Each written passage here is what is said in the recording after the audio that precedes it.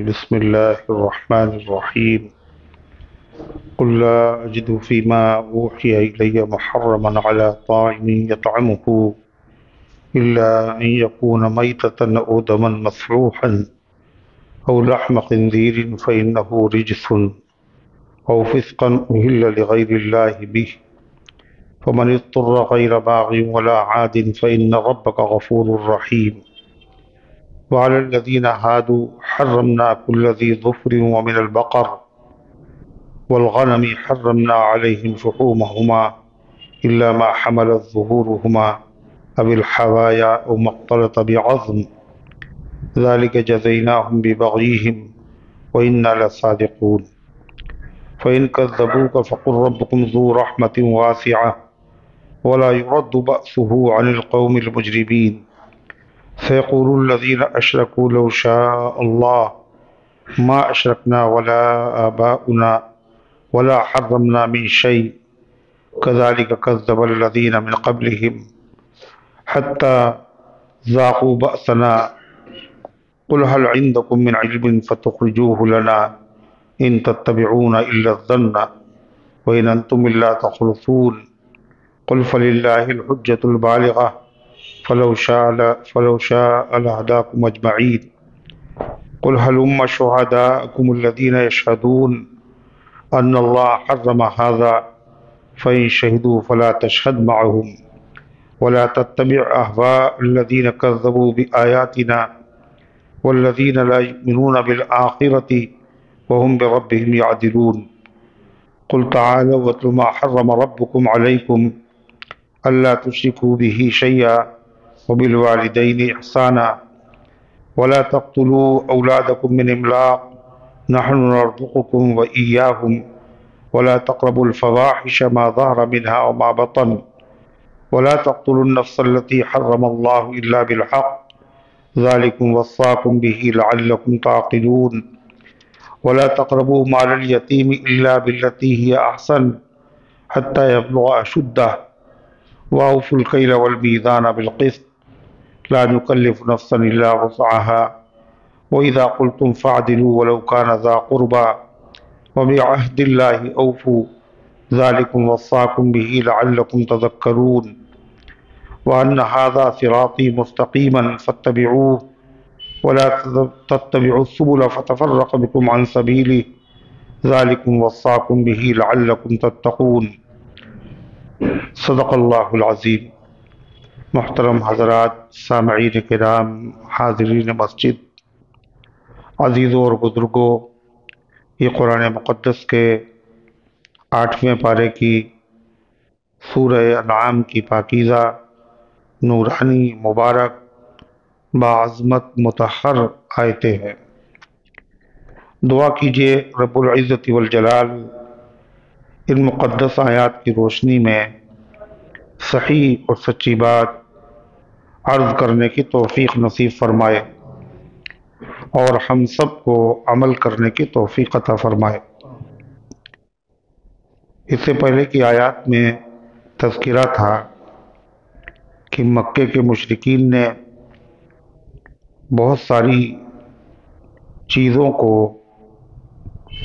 بتوں کو نام پر چھوڑ رکھا تھا اور ان کو حرام کر لیا تھا، حالانکہ وہ چیزیں اللہ نے اپنے بندوں کے لیے حلال پیدا کی، بغیر کسی دلیل کے ان کو حرام کر لیا. کبھی کہا یہ مردوں کے لیے حرام ہے، یہ عورتوں کے لیے حرام ہے، اور کبھی کیا کہا کہ یہ دونوں کے لیے حرام ہے. کبھی کہا دودھ پینا حرام ہے بعض جانوروں کا، بعض جانوروں پہ سواری کرنا حرام ہے. یہ ساری تفصیلات اس سے پہلے رکوع میں آئی ہیں. بعض جانوروں میں اگر بچہ زندہ نکل آتا تو کہتے یہ مردوں کے لیے حلال ہے، عورتوں کے لیے حرام ہے، اور اگر مردہ ہوتا تو سب کے لیے حلال. اللہ تعالیٰ نے قرآن کی ان آیات میں بتایا، ان سے بتاؤ کہ اللہ تعالیٰ ہی تمام چیزوں کا پیدا کرنے والا ہے اور وہی حلال اور حرام کرنے والا ہے.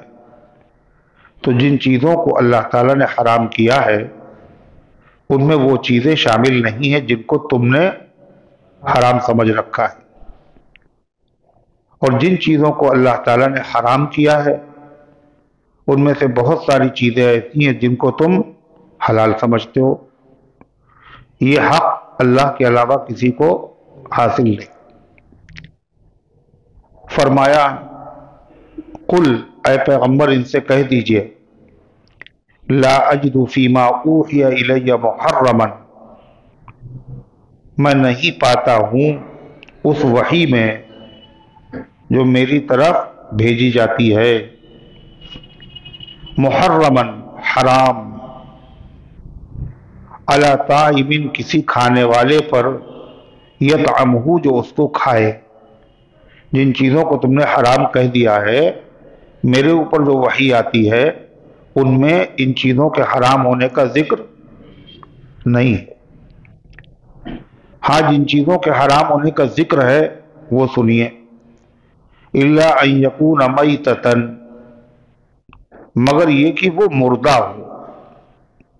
مردار حرام ہے، یعنی ایسا جانور جس کو ذبح کرنا واجب ہے، بغیر ذبح کیے ہوئے اگر وہ مر جائے تو وہ مردار ہے۔ چاہے وہ گر کے مر جائے، چاہے کسی چیز سے ٹکرا کے مر جائے، چاہے وہ گلا گھٹنے سے مر جائے، چاہے آپس میں لڑنے سے مر جائے،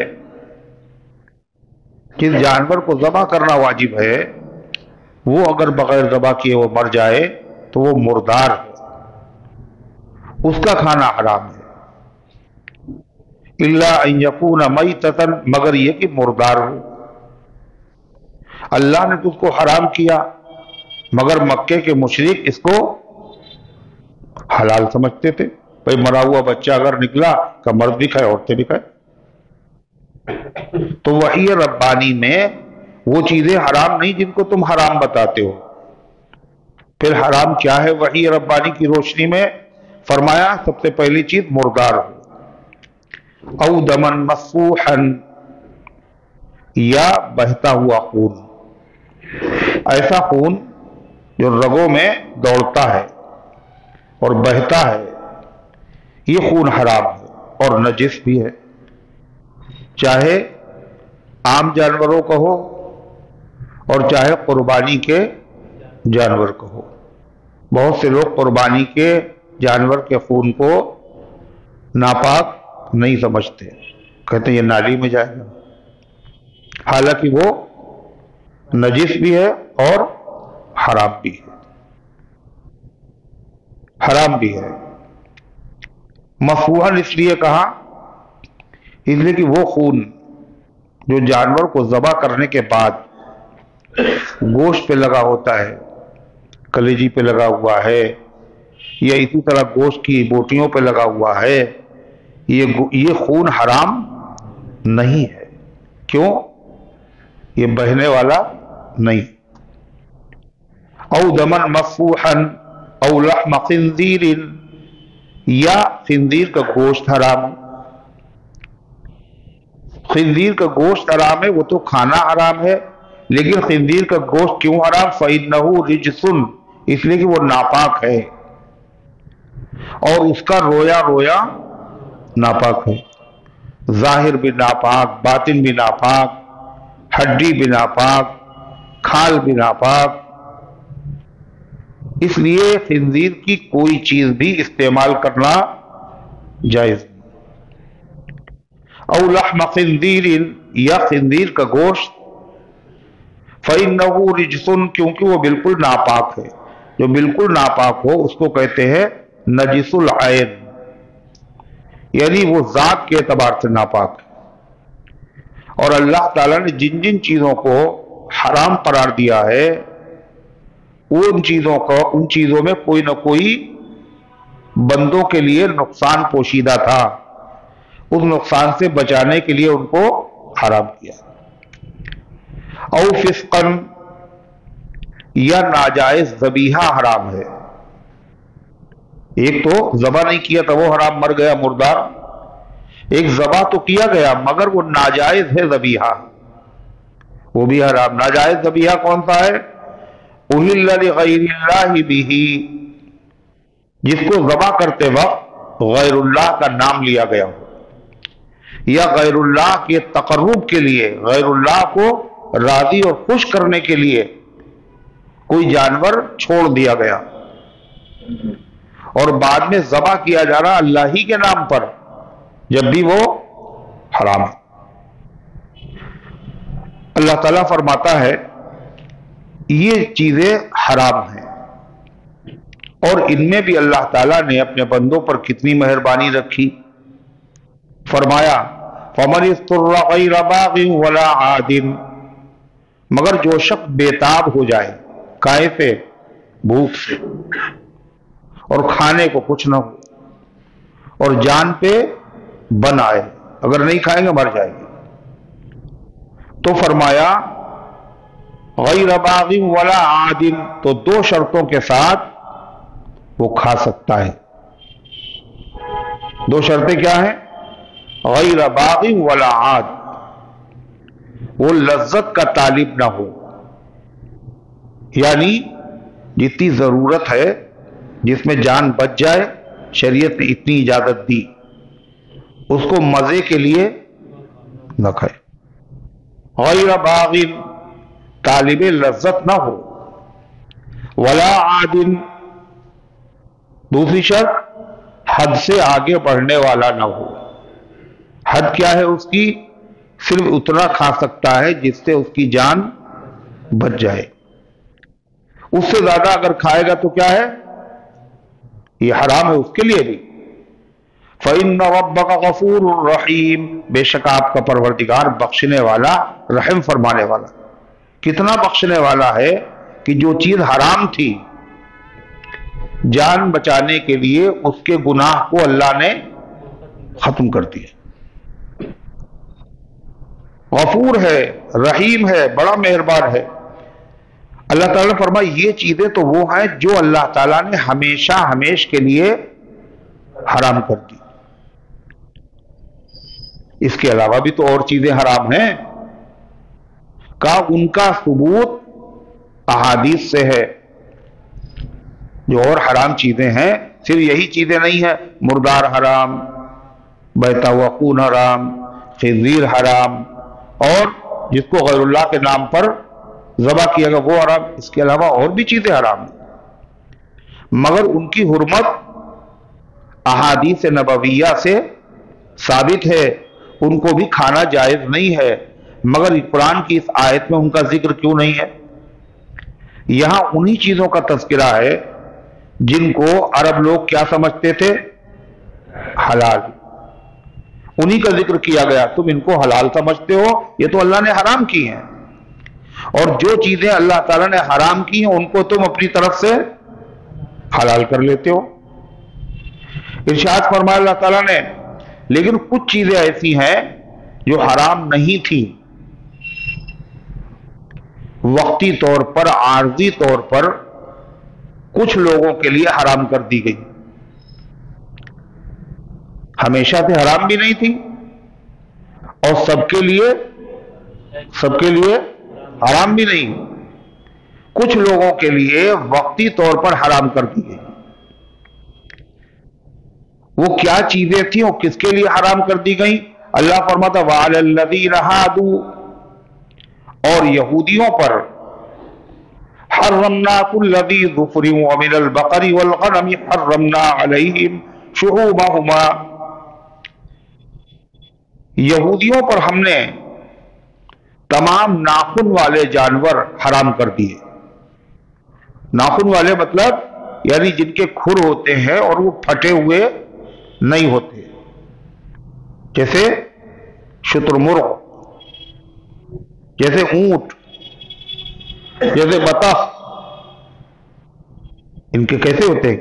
پھٹے ہوئے ہوتے ہیں، جھلی سی ہوتی، یہ ہم نے حرام کر دیے تھے، تمام ناخن والے جانور حرام کر دیے تھے۔ وَمِنَ الْبَقَرِ وَالْغَنَمِ حَرَّمْنَا عَلَيْهِمْ شُحُومَهُمَا، اور گائے میں سے اور بکری میں سے پوری گائے پوری بکری نہیں حرام تھی، گائے اور بکری میں سے ہم نے حرام کیا تھا ان پر کیا؟ ان کی چربی. وَمِنَ الْبَقَرِ وَالْغَنَمِ حَرَّمْنَا عَلَيْهِمْ شُحُومَهُمَا، اور گائے اور بکری کے اجزاء میں سے ان دونوں کی چربیاں ہم نے ان پر حرام کر دی تھی. خالی چربی نہیں کھا سکتے ہو، گوشت کھا سکتے ہو. کس کی؟ گائے کی اور بکری کی. پھر وہ بھی سب حرام نہیں تھی. إِلَّا مَا حَمَلَتْ ظُهُورُهُمَا عَلَى الْحَوَايَا، مگر وہ چربی جو ان کی پیٹھ سے لگی ہو. کہاں لگی ہو؟ پیٹھ پہ. گردے کی اگر ہے وہ نہیں حلال ہے، پیٹھ میں جو لگی ہوئی ہے اس کی اجازت دے دی. اب الحوایا، یہ جو آنتوں میں لگی ہو، پیٹھ میں لگی ہو یا آنتوں پہ لگی ہو، او مختلط بعظم، یا کسی ہڈی پہ لگی ہوئی ہو. یہ تین طرح کی چربیاں ان کے لیے حلال تھی، باقی حرام کر دی. لیکن یہ سب کے لیے حرام نہیں، اور ان کے لیے بھی ہمیشہ سے حرام نہیں تھی. وقتی طور پر، عارضی طور پر، جیسے بند کر دیا جاتا ہے کبھی کبھی، کیا کہ تم چکنائی نہیں کھاؤ. سب لوگوں کے لیے نہیں منع، تمہارے لیے.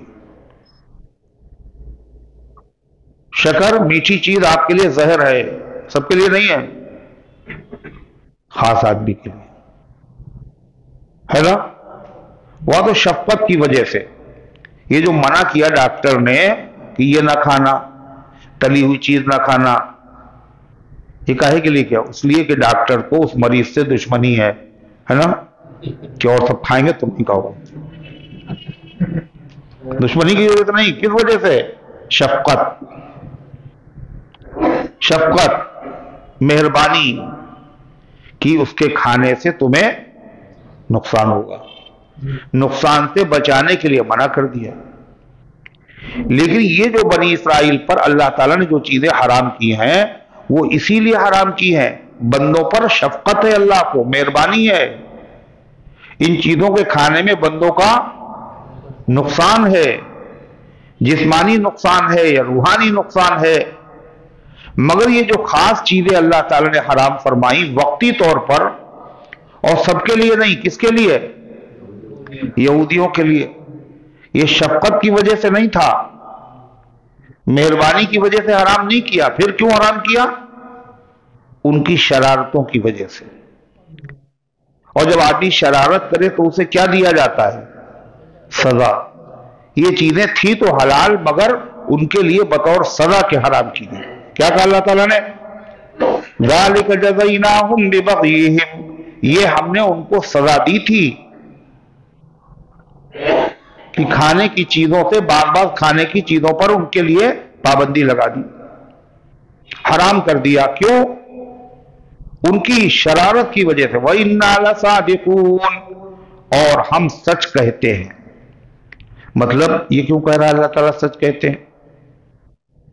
اس لیے کہ یہودی کہتے ہیں کہ یہ چیزیں، یہ جو چربیاں بتائی گئی ہیں، کہتے ہیں یہ ہمارے اوپر تھوڑی خالی حرام ہے، یہ تو ابراہیم علیہ السلام کے لیے، اسحاق علیہ السلام کے لیے، یعقوب علیہ السلام کے لیے، تمام پیغمبروں کے لیے حرام تھی. کس کے لیے؟ سارے پیغمبروں کے لیے حرام تھی، ہمارے لیے تھوڑی کوئی حرام ہے. اللہ کیا کہتا ہے؟ ہم کہتے ہیں ہم نے یہودیوں پر یہ چیزیں حرام کی تھی. اور کیوں حرام کی تھی؟ ان کی شرارت کی وجہ سے حرام کی تھی. جو ہم یہ بیان کر رہے ہیں یہی بات سچی ہے، جو یہودی کہہ رہے ہیں وہ جھوٹ ہے، وہ جھوٹ ہے. اللہ تعالیٰ فرماتا ہے فَإِن كَذَّبُوكَ فَفَقُوا رَبُّكُمْ ذُو رَحْمَةٍ وَاسِعَةٍ، اگر وہ آپ کو جھٹلائے اور کہے کہ جی نہیں یہ پہلے سے حرام تھی،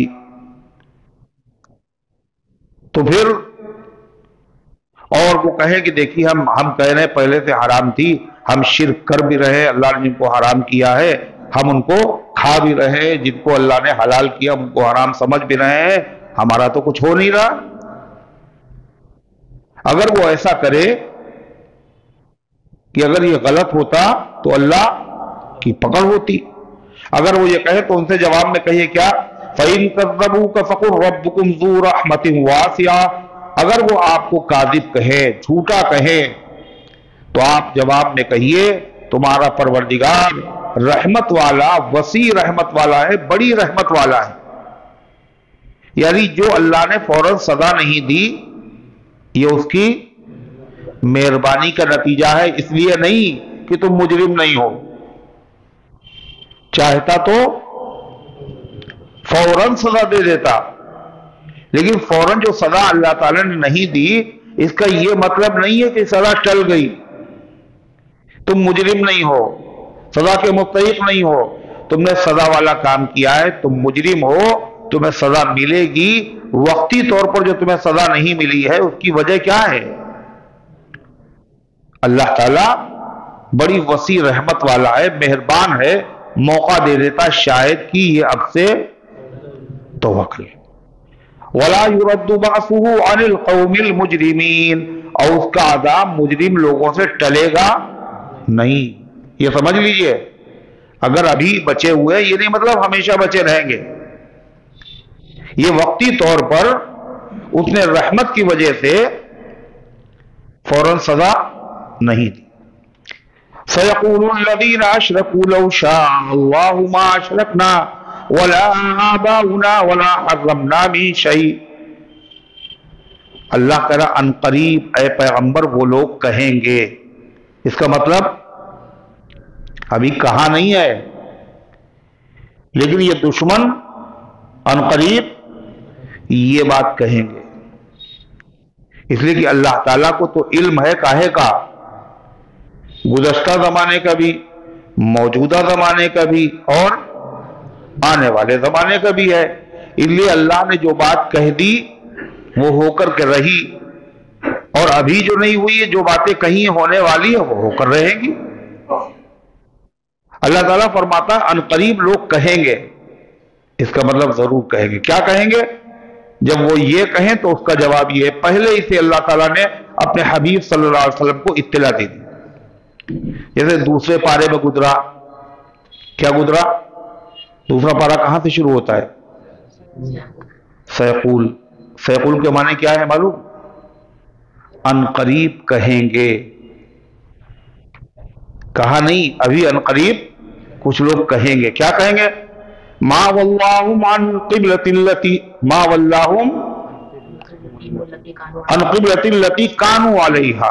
ان قریب یہ لوگ کہیں گے کس چیز نے ان کو اس کعبے سے پھیر دیا جس کی طرف یہ منہ کر کے نماز پڑھتے. ان قریب کہیں گے، ابھی نہیں کر رہے ہیں، ابھی کچھ دن کے بعد یہ اعتراض کریں گے.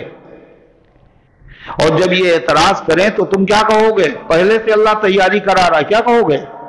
قُلْ لِلَّهِ الْمَشْرِقُ وَالْمَغْرِبُ. جواب میں کہہ دینا مشرق بھی اللہ کا ہے اور مغرب بھی اللہ کا ہے. چاہے وہ ادھر منہ کرنے کا حکم دے چاہے ادھر منہ کرنے کا حکم. ہم ہوتے کون ہیں؟ ہم تو بندے ہیں. ہم تو بندے ہیں، اور بندے کا کام کیا ہے؟ اپنی مرضی نہیں چلانا، اپنے مالک کی مرضی پر چلنا. بندے کی اپنی مرضی کچھ نہیں ہوتی. ایک صاحب نے غلام خریدا تو اس سے پوچھا تمہارا نام کیا ہے؟ کہنے غلام کا بھی کوئی نام ہوتا، جواب نام رکھ دیا. کہا کیا کھائیں گے آپ؟ کہا غلام کی کیا مرضی، جو آپ کھلائیں گے. کیا پیئیں گے آپ؟ کہا جو پلائیں گے آپ.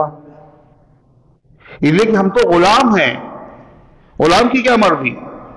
اللہ تعالیٰ فرماتا جب یہ اعتراض کرے کہ اس کعبے سے ادھر منہ انہوں نے کیوں کر لیا تو تم جواب میں کیا کہو گے؟ قُلْ لِلَّهِ الْمَشْرِقُ وَالْمَغْرِبُ. اللہ ہی کا مشرق بھی ہے اور مغرب بھی ہے، اور اللہ کے ہم بندے ہیں. جدھر چاہے کہتے ادھر منہ کرو تو ادھر کریں گے، ادھر کرتے تو ادھر کریں گے. اور جدھر وہ کہے گا جب ہم ادھر منہ کریں گے تو ہمیں ثواب ملے گا. کیوں؟ کیوں؟ اللہ کے حکم کو ہم پورا کر رہے ہیں. جیسے وہ صحابہ جو نبی کی زیارت کر رہے ہیں ان کو بھی ثواب مل رہا ہے. اور وہ صحابی جو زیارت نہیں کر رہے تھے، کیا نام تھا ان کا؟ صحابی بتاؤ، صحابی حضرت وحشی جو حضرت حمزہ رضی اللہ عنہ کے قاتل تھے، وہ حضور کو نہیں دیکھتے تھے، دیکھنے والوں کو دیکھنے پر ملتا تھا، ان کو نہ دیکھنے پر ملتا تھا۔ کیوں؟ دیکھنے والوں کے لیے حکم تھا دیکھو زیارت کرو، اور ان کے لیے حکم کیا تھا؟ ہو سکے تو میرے سامنے نہ ہو۔ یہ بھی حکم مان رہے، وہ بھی حکم مان رہے، ثواب کاہے پہ ملتا ہے؟ حکم ماننے پر ملتا ہے۔ تو جیسے اللہ نے وہاں کہا تھا، ایسے یہاں بھی اللہ فرمائے سَيَقُولُ الَّذِينَ أَشْرَكُوا، ان قریب کہیں گے وہ لوگ جنہوں نے شرک کیا، کیا کہیں گے؟ لَوْ شَاءَ اللَّهُ مَا أَشْرَكْنَا، اگر اللہ چاہتا تو ہم شرک بولو نہ کرتے، وَلَا آبَاؤُنَا، نہ ہم شرک کرتے اور نہ ہمارے باپ دادا شرک، ہم نے بھی شرک، ہم بھی شرک کر رہے ہیں، ہمارے باپ دادا بھی شرک کرتے تھے۔ اگر اللہ چاہتا نہ ہم کرتے، اللہ کی چاہت کے بغیر تو کچھ ہوتا نہیں۔ دلیل دیکھ رہے ہیں آپ، اللہ کے چاہے بغیر کچھ نہیں ہوتا، آپ ہی لوگ کہتے ہیں۔ اس کا مطلب یہ ہے، یہ جواب سنجیدہ طور پر نہیں تھا، یہ خالی مذاق اڑانے کے لیے ہوگا۔ بھائی اللہ جو چاہتا وہی ہوتا ہے، تو اللہ نہیں چاہتا کہ ہم نماز پڑھیں، اسی لیے ہم نماز نہیں پڑھ رہے ہیں۔ کوئی کہہ دے روزہ کیوں نہیں رکھا، کہ اللہ نے نہیں چاہتا تو ہم روزہ رکھتے۔ پھر کھانا نہ کھانا، بھائی اللہ چاہتا تو ہم کھاتے، اللہ نے چاہا نہیں، کھانا کیوں کھا رہے ہو؟ پانی نہ پینا، اور پھر کیا کہنا؟ اللہ چاہے گا تو، اللہ چاہتا تو پلاتا، یا نہیں پلایا تو ہم نہیں پیئیں گے۔ یہ سب ان چیزوں میں نہیں کہیں گے، کیوں؟ اس کی ضرورت ہے۔ یہ سب عبادت ہی میں اس طرح کی باتیں نکلتی ہیں، بہانے، ہیلے۔ تو ان قریب کہیں گے مشرک لوگ، کیا کہیں گے؟ لَوْ شَاءَ اللَّهُ مَا أَشْرَكْنَا، اگر اللہ چاہتا ہم شرک نہ کرتے، وَلَا آبَاؤُنَا، اور ہمارے باپ دادا بھی شرک نہ کرتے، وَلَا حَرَّمْنَا مِن شَيْءٍ، اور نہ ہم کسی چیز کو حرام سمجھتے۔ جن چیزوں کو ہمارے باپ دادا حرام سمجھتے آئے ہیں، کہ بتوں کے نام پر چھوڑ دیا، کا بھی یہ حرام ہے، اس کا دودھ حرام، اس کی سواری حرام ہے نا، یہ مردوں کے لیے حرام، یہ عورتوں کے لیے حرام، جو ابھی اوپر ذکر کیا گیا تھا، حرام کرنے کا حق تو اللہ تعالیٰ کو حاصل ہے، تو یہ تو تم نے اللہ کی مرضی کے خلاف حرام کیا، اللہ نے تو حرام کیا نہیں، یہ تو جرم ہے۔ تو کیا کہتے وہ؟ اگر یہ جرم ہے تو اللہ چاہتا تو یہ جرم ہم نہ کرتے، مگر ہمارے باپ دادا نے حرام کیا، ہم بھی حرام کہتے ہیں، اس کا مطلب کیا ہے؟ اللہ چاہتا ہے۔ شرک ہم کرتے ہیں، اس کا مطلب اللہ کی مرضی ہے۔ چور آدمی چوری کرے اور پھر کیا کہے؟ اللہ چاہتا تو ہم چوری نہ کرتے، وہ چوری کی تو اللہ نے چاہا جبھی تو چوری کی۔ تو حضرت فاروق اعظم عمر بن خطاب رضی اللہ عنہ کی خدمت میں ایک چور پکڑ کے لایا گیا، اور حضرت نے فرمایا تیری سزا ہاتھ کٹے گا۔ تو کہا امیر المومنین، وہی ہوتا ہے جو اللہ چاہتا ہے، تقدیر میں لکھا تھا میری میں چوری کروں گا، اسی لیے میں تقدیر کے ہاتھوں مجبور تھا، میں نے چوری کر لی، اب سزا کیا ہے گی؟ فاروق اعظم نے ہاتھ کاٹا اور کہا تیری تقدیر میں یہ بھی لکھا تھا، یہ بھی لکھا ہوا تھا۔ تو اللہ تعالیٰ اس کا جواب دے رہا، کیا؟ جب یہ لوگ یہ بات کہیں تو یہ بات آپ کے زمانے کے مشرکوں کی نہیں ہے،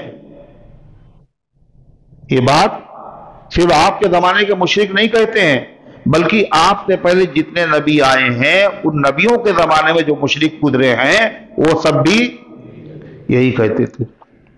كَذَلِكَ كَذَّبَ الَّذِينَ مِن قَبْلِهِمْ، اسی طرح جھٹلاتے تھے وہ لوگ جو ان سے پہلے ہوئے ہیں، لیکن ان کو بتا دیجئے اگر اللہ چاہتا تھا کہ ایسا ہو تو جو تم سے پہلے قومیں گزری ہیں تو ان پر اللہ کا عذاب بولو کیوں آیا؟ اللہ تعالیٰ نے نبیوں کو کیوں بھیجا؟ کہے کے لیے یہ حلال ہے یہ حرام ہے۔ اللہ اگر چاہتا تھا کہ لوگ حرام کام کریں تو نبیوں کو کیوں بھیجا بتانے کے لیے؟ کتابیں کیوں نازل کی اللہ تعالیٰ نے حلال و حرام میں فرق کرنے کے لیے؟ اور جو مجرم نہیں مانے اللہ ان کو سزائیں کیوں دی ہیں؟ اللہ فرماتا ہے کذالک کذب الذین من قبلہم، اسی طرح جھٹلایا تھا ان لوگوں نے جو ان سے پہلے ہو چکے ہیں، حتی ذاقوا بأسنا، اور باز نہیں آئے وہ لوگ۔ کب باز آئے؟ جب انہوں نے ہمارا عذاب کا مزہ چکھ لیا۔ ایسے یہ بھی نہیں مانیں گے، اسی طرح کی واہیات باتیں کرتے رہیں گے، جب عذاب دیکھیں گے تب مانیں گے، اور اس وقت جب مانیں گے تو ماننے سے کوئی فائدہ نہیں ہوگا۔ اللہ فرماتا ہے قُلْ هَلْ عِنْدَكُمْ مِنْ عِلْمٍ فَتُخْرِجُوهُ لَنَا، ان سے کہہ دو اچھا جن چیزوں کو تم حرام کہتے ہو اور اپنی مرضی سے جن چیزوں کو تم حلال کہتے ہو، تو خالی کسی چیز کو حلال کہہ دینے سے تو حلال ہو نہیں جائے گی، حرام کہہ دینے سے حرام ہو نہیں جائے گی۔ شراب کو اگر آپ روح افزا کہہ دیں تو روح افزا ہو جائے گا، اور روح افزا کو اگر آپ شراب کہہ دیں شراب بن جائے گی۔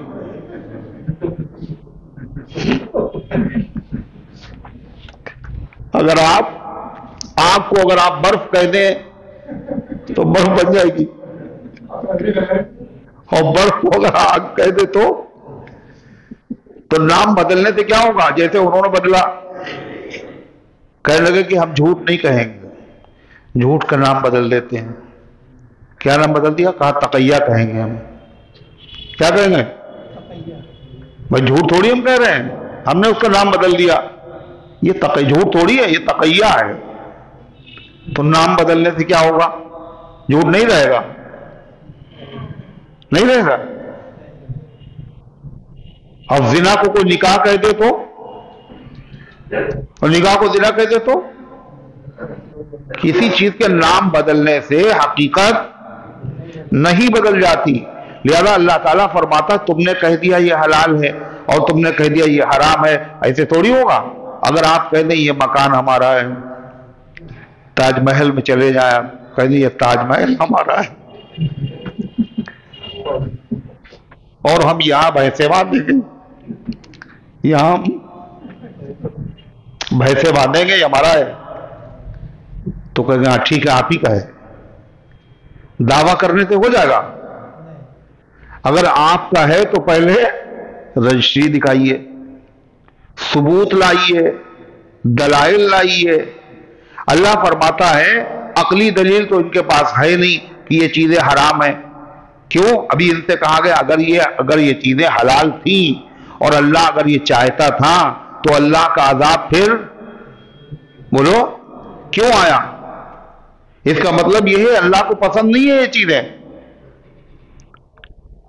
پھر یہ تو حقیقت ہے، اللہ اگر طاقت نہ دے تو آدمی کچھ کر نہیں سکتا، یہ تو حقیقت ہے۔ ارے ہے یا نہیں؟ یہ تو حقیقت ہے کہ یہ حقیقت ہے، اللہ نے طاقت دی ہے، جرائم کی قدرت دی ہے، طاقت دی ہے، نیک کاموں کے کرنے کی طاقت دی ہے۔ اللہ نے جس چیز کا حکم دیا ہے اس کے کرنے کی طاقت بندے میں رکھی ہے، اور جس چیز سے بچنے کا حکم دیا ہے اس سے بچنے کی طاقت بھی بندے میں رکھی ہے۔ اللہ نے کوئی حکم ہی ایسا نہیں دیا بندے میں جس کی طاقت نہ ہو، لیکن ایک ہے طاقت دینا ہے، اور ایک ہے اس کام سے راضی اور خوش ہونا یا اس کام سے ناراض ہونا۔ اللہ نے طاقت دے، جھوٹ اگر تم بولنا چاہو بول سکتے ہو، بچنا چاہو تو بچ سکتے ہو، ہے، لیکن اگر بولنا چاہو گے تو بول لو گے اور بچنا چاہو گے بچ جاؤ گے، لیکن ہمیں جھوٹ بولنا پسند نہیں ہے۔ یہ قابل سزا کام ہے، ہم تمہیں سزا دیں گے۔ شراب پیو گے، پینے کی طاقت تو دے دیں گے۔ جوا کھیلو گے، جوا کھیلنے کی طاقت تو دے دیں گے۔ حرام کام کرو گے، حرام کرنے کی طاقت تو دے دیں گے، لیکن ہم اس سے راضی نہیں ہیں۔ یہ سزا والا کام ہے، بعد میں ہم تمہیں سزا بھی دیں گے۔ اللہ نے یہی تو کیا، انبیاء علیہ السلام کو بھیج کر، کتابیں نازل کر کے بتا دیا یہ سزا والا کام ہے، یہ جزا والا کام ہے، اس کا صلہ جنت ہے اور اس کی سزا جہنم۔ بتا تو دیا، ہم راضی نہیں ہے اس سے، لیکن اگر تم کرو گے تو کرنے کی طاقت دے دیں گے۔ اگر طاقت ہی اللہ چھین لیتا تو، اگر طاقت ہی اللہ چھین لیتا، جھوٹ بولنے کی طاقت ہی نہیں، نماز چھوڑنے کی طاقت ہی نہیں، شراب پینے کی طاقت ہی نہیں، جیسے اندھے میں دیکھنے کی طاقت ہی نہیں، اگر طاقت ہی نہ چھین لیتا اللہ تعالیٰ تو بتائیے، اللہ تعالیٰ اگر طاقت ہی چھین لیتا تو پھر یہ بتائیے یہ امتحان رہتا؟ امتحان رہتا؟ یہ تو امتحان ہے۔ دنیا کیا ہے؟ دار الامتحان، کہ تمہارے سامنے دو راستے بتا دیے گئے، یہ جنت کا، یہ جہنم کا۔ اب تمہارا امتحان یہ ہے کہ تم دونوں پہ جا سکتے ہو، چاہو تو ادھر جاؤ، چاہے ادھر جاؤ، اختیار ہے تمہارے پاس، طاقت ہے تمہارے پاس، دیکھیں تم کون سا اختیار کرتے ہو۔ تو وہ لوگ کیا کہتے تھے؟ اللہ اگر نہ چاہتا تو ہم حرام کیوں کرتے، اللہ نہ چاہتا تو ہم شرک کیوں کرتے؟ شرک کرنے کی طاقت تو دی خدا نے، مگر شرک سے کو جرم قرار دیا، شرک کو ناقابل معافی گناہ قرار دیا۔ شرک کی قرآن میں سزائیں بتائی ہیں، حدیث میں سزائیں بتائی ہیں، ہر نبی نے آ کر کے شرک کی مذمت بیان کی۔ اس کا مطلب کیا ہے؟ اللہ کو یہ چیز پسند نہیں ہے اور یہ قابل معافی نہیں ہے، یہ جرم ہے، اس پر سزا ملے گی۔ فی الحال اگر نہیں مل رہی ہے تو اس کی رحمت ہے، لیکن اس کا یہ مطلب نہیں ہے کہ اس کی سزا ٹل جائے گی۔ اللہ تعالیٰ نے کیا فرمایا؟ اچھا ان کے پاس عقلی دلیل تو ہے نہیں کوئی کہ یہ حرام ہے، کہہ دینے سے تو حرام ہو نہیں جائے گا۔ اللہ کہتا ہے ان سے کہو جیسے ہم دلیل پیش کر رہے ہیں کہ یہ حرام ہے۔ کیا کہا؟ قرآن کی آیت پڑھ کے سنائی، کون سی؟ حرمت علیکم المیتہ، تمہارے اوپر مردار حرام کر دیا گیا۔ بے اللہ کا فرمان آیا ہے یہ حرام ہے، تو تم بھی کوئی دلیل پیش کرو، جن کو تم حرام سمجھتے ہو ان کے حرام ہونے کی دلیل پیش کرو، جن کو حلال سمجھتے ہو ان کے حلال ہونے کی دلیل پیش کرو۔ کیسی دلیل؟ کیسی دلیل؟ مضبوط قسم کی۔ یا تو تم نے دیکھا ہو اللہ کو حرام کرتے ہوئے، تو یہ بتاؤ تم نے دیکھا تھا؟ ظاہر ہے کس نے دیکھا؟ یا تو پھر جیسے نبی کا کلام آ رہا ہے، نبی پر کتابیں نازل ہوئی ہیں، ان کتابوں میں حلال و حرام لکھا ہوا ہے، ایسے کوئی کتاب لے آؤ جس میں لکھا ہو کہ اللہ تعالیٰ نے اس کو حلال نہیں حرام کیا ہے۔ یہ ہوئی دلیل۔ کیا کہا اللہ تعالیٰ نے؟ قُلْ هَلْ عِنْدَكُم مِّنْ عِلْمٍ فَتُخْرِجُوهُ لَنَا، ان سے کہہ دو تمہارے پاس کوئی دلیل ہے، فَتُخْرِجُوهُ لَنَا، تو ہمارے سامنے بیان کرو۔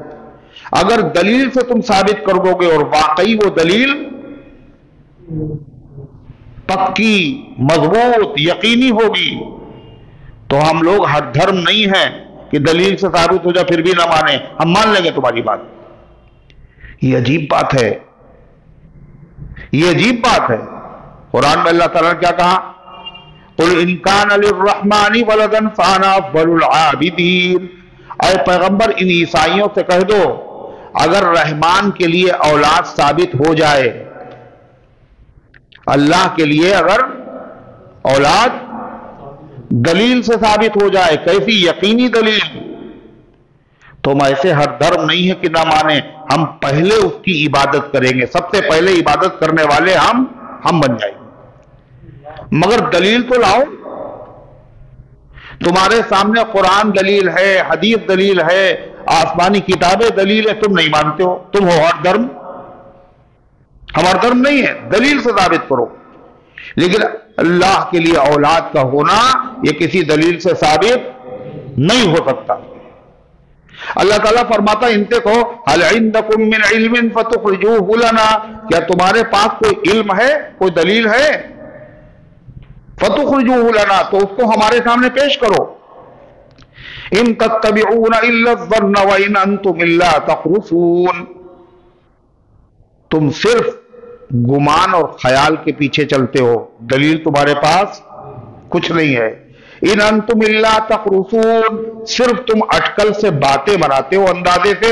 قل فللہ الحجۃ البالغہ، آپ کہیے اللہ کی دلیل پوری ہے، اللہ کی دلیل میں کوئی شبہ نہیں ہے.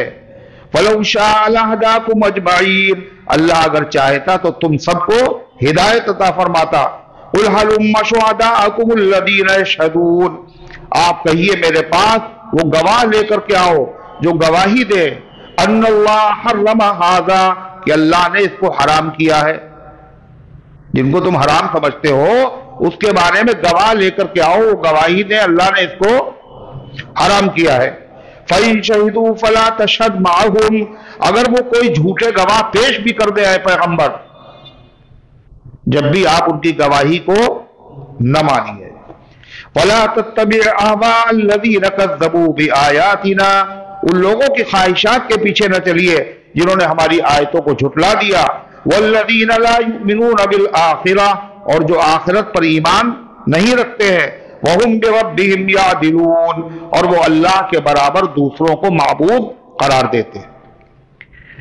پہلے ان چیزوں کا ذکر تھا جو چیزیں حرام نہیں تھیں اور ان کو مشرکین نے اپنے اوپر اپنی مرضی سے اپنے باپ دادا کی اتباع میں، نقل میں حرام کر لیا تھا. اب ان چیزوں کا ذکر کیا جا رہا ہے کہ جو چیزیں اللہ تعالیٰ نے حرام کی ہیں، حرام تھیں، حرام ہیں اور حرام رہیں گی. جو چیزیں کبھی حلال ہوئی نہیں کسی نبی کی شریعت میں اور کبھی حلال نہیں ہوں گی، اللہ ان چیزوں کو ذکر کر رہا ہے. جو کبھی حلال نہیں، ہمیشہ حرام رہی، ان کو تم حلال سمجھتے ہو، اور جو اللہ نے حلال کی ہیں ان کو تم حرام سمجھتے ہو. یہ کیا بات ہے؟ کیا چیزیں وہ ہیں؟ سنیے. قُلْ تَعَالَوْا أَتْلُ مَا حَرَّمَ رَبُّكُمْ عَلَيْكُمْ أَلَّا تُشْرِكُوا بِهِ شَيْئًا، اے پیغمبر آپ کہیے آؤ. آؤ تعال کے معنی آؤ، اور گرامر کے اعتبار سے، ڈکشنری کے اعتبار سے دیکھا جائے تو تعال اس وقت کہا جاتا ہے لغوی معنی کے اعتبار جب کوئی آدمی اوپر کھڑا ہو اور لوگ نیچے ہوں، ان سے کہے آؤ. آؤ کا مطلب تم نیچے ہو، اگر تم یہاں آ جاؤ گے، اگر تم جہاں ہم کھڑے ہوئے ہیں تو تم نیچے تھے، ہم اونچے ہیں، تم بھی کیا ہو جاؤ؟ اونچے ہو جاؤ. نہیں سمجھ میں آئی بات؟ اوپر کھڑا ہوا آدمی نیچے والوں سے کہہ رہا ہے کہ آؤ، اس کا مطلب کیا ہے؟ وہ کہتا تم لوگ نیچے ہو، ہم اونچے ہیں. اگر تم آ جاؤ گے اوپر تو تم بھی اونچے ہو جاؤ گے، اللہ تعالیٰ کے مقبول بندے بن جاؤ گے، محبوب بن جاؤ گے. آؤ. قل تعالوا، آؤ میرے پاس. اتل ما حرم ربکم علیکم الا تشرکوا به شیئا، بعد میں تعالو جو ہے اوپر کھڑے ہونے والے کے لیے نہیں، ہر بلانے والے کے لیے تعالو کا لفظ آنے لگا عربی میں. تعال، آؤ.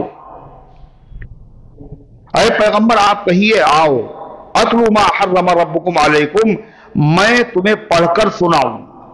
میں تمہیں کیا پڑھ کے سناؤں؟ ما حرم ربکم علیکم، وہ چیزیں جن کو تمہارے اوپر تمہارے رب نے کیا کیا ہے؟ حرام کیا ہے. آؤ ہم تمہیں پڑھ کے سنا دیں.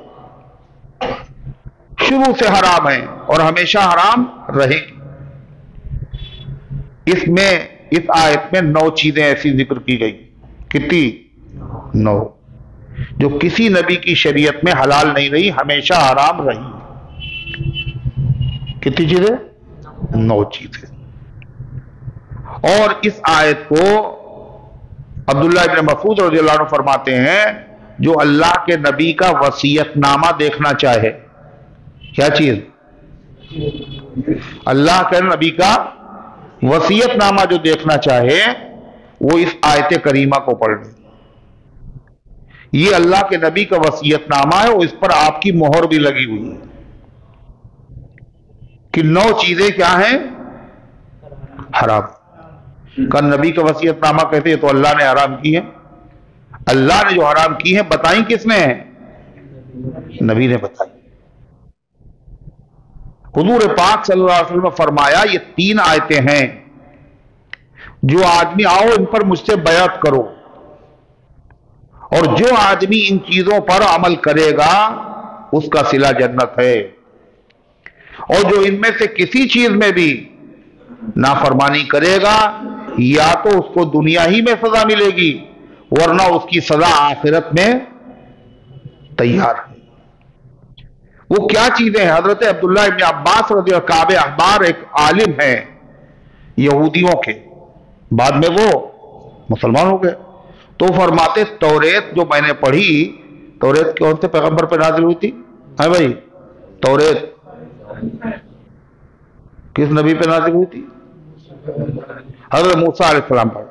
تو توریت جو ہے اس توریت میں بسم اللہ کے بعد یعنی شروعات ہی میں یہی 9 چیزیں لکھی ہوئی تھی جو قرآن کی آیتوں میں آئی۔ حضرت عبداللہ ابن عباس فرماتے ہیں یہ آیتیں محکمات ہیں۔ محکمات کا مطلب ایسی آیتیں، ایسے اللہ کے حکم جو کبھی منسوخ نہیں ہو۔ کیا بیان کیا اللہ نے؟ سنیے اب جو چیزیں ہمیشہ سے حرام نہیں۔ سب سے پہلی چیز اللہ تشرکو بہ شیئا، اللہ کے ساتھ کسی کو شریک نہ کرنا، کسی کو شریک نہ کرنا، کسی قسم کا شرک نہ کرنا۔ کسی قسم کا مطلب شرک 2 طرح کا ہوتا ہے، ایک جلی ایک خفی۔ جلی سے مراد وہ جلا ہوا نہیں ہے، جلی کا مطلب ہوتا ہے موٹا موٹا، بالکل صاف کلیئر۔ کہتے جلی خط میں لکھو، جب پہلے رائٹنگ کرائی جاتی تھی کہتے یہ جو لکھو یہ ہیڈنگ ہے اس کو ذرا جلی کر کے لکھو، یعنی نمایاں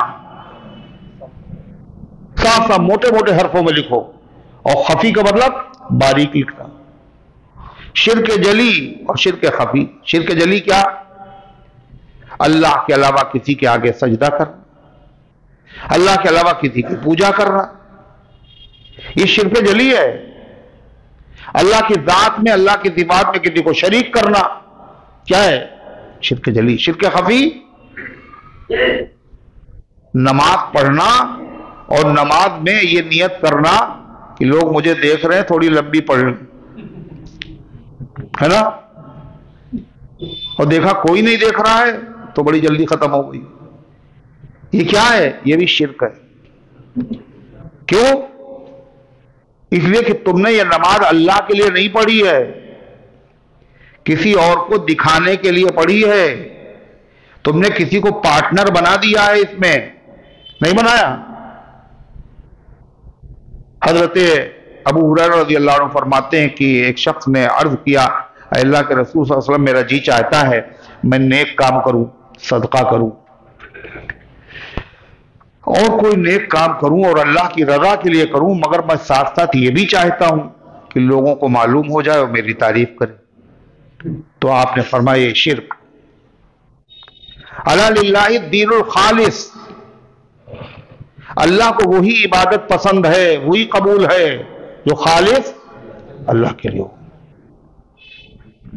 اگر کوئی آدمی کوئی استعمال کیا ہوا کپڑا کسی کو دیتا ہے ہدیے میں تو آدمی کیا کرتا ہے؟ اس کی بڑی عزت کرتا ہے، انہوں نے مجھے پہلے کپڑا پہنا پھر مجھے دیا، بہت برا مانتا ہے۔ کوئی آدمی اگر کوئی چیز کھا لے اور کھا کے پھر جھوٹی کر کے آپ کو دے، پسند ہو؟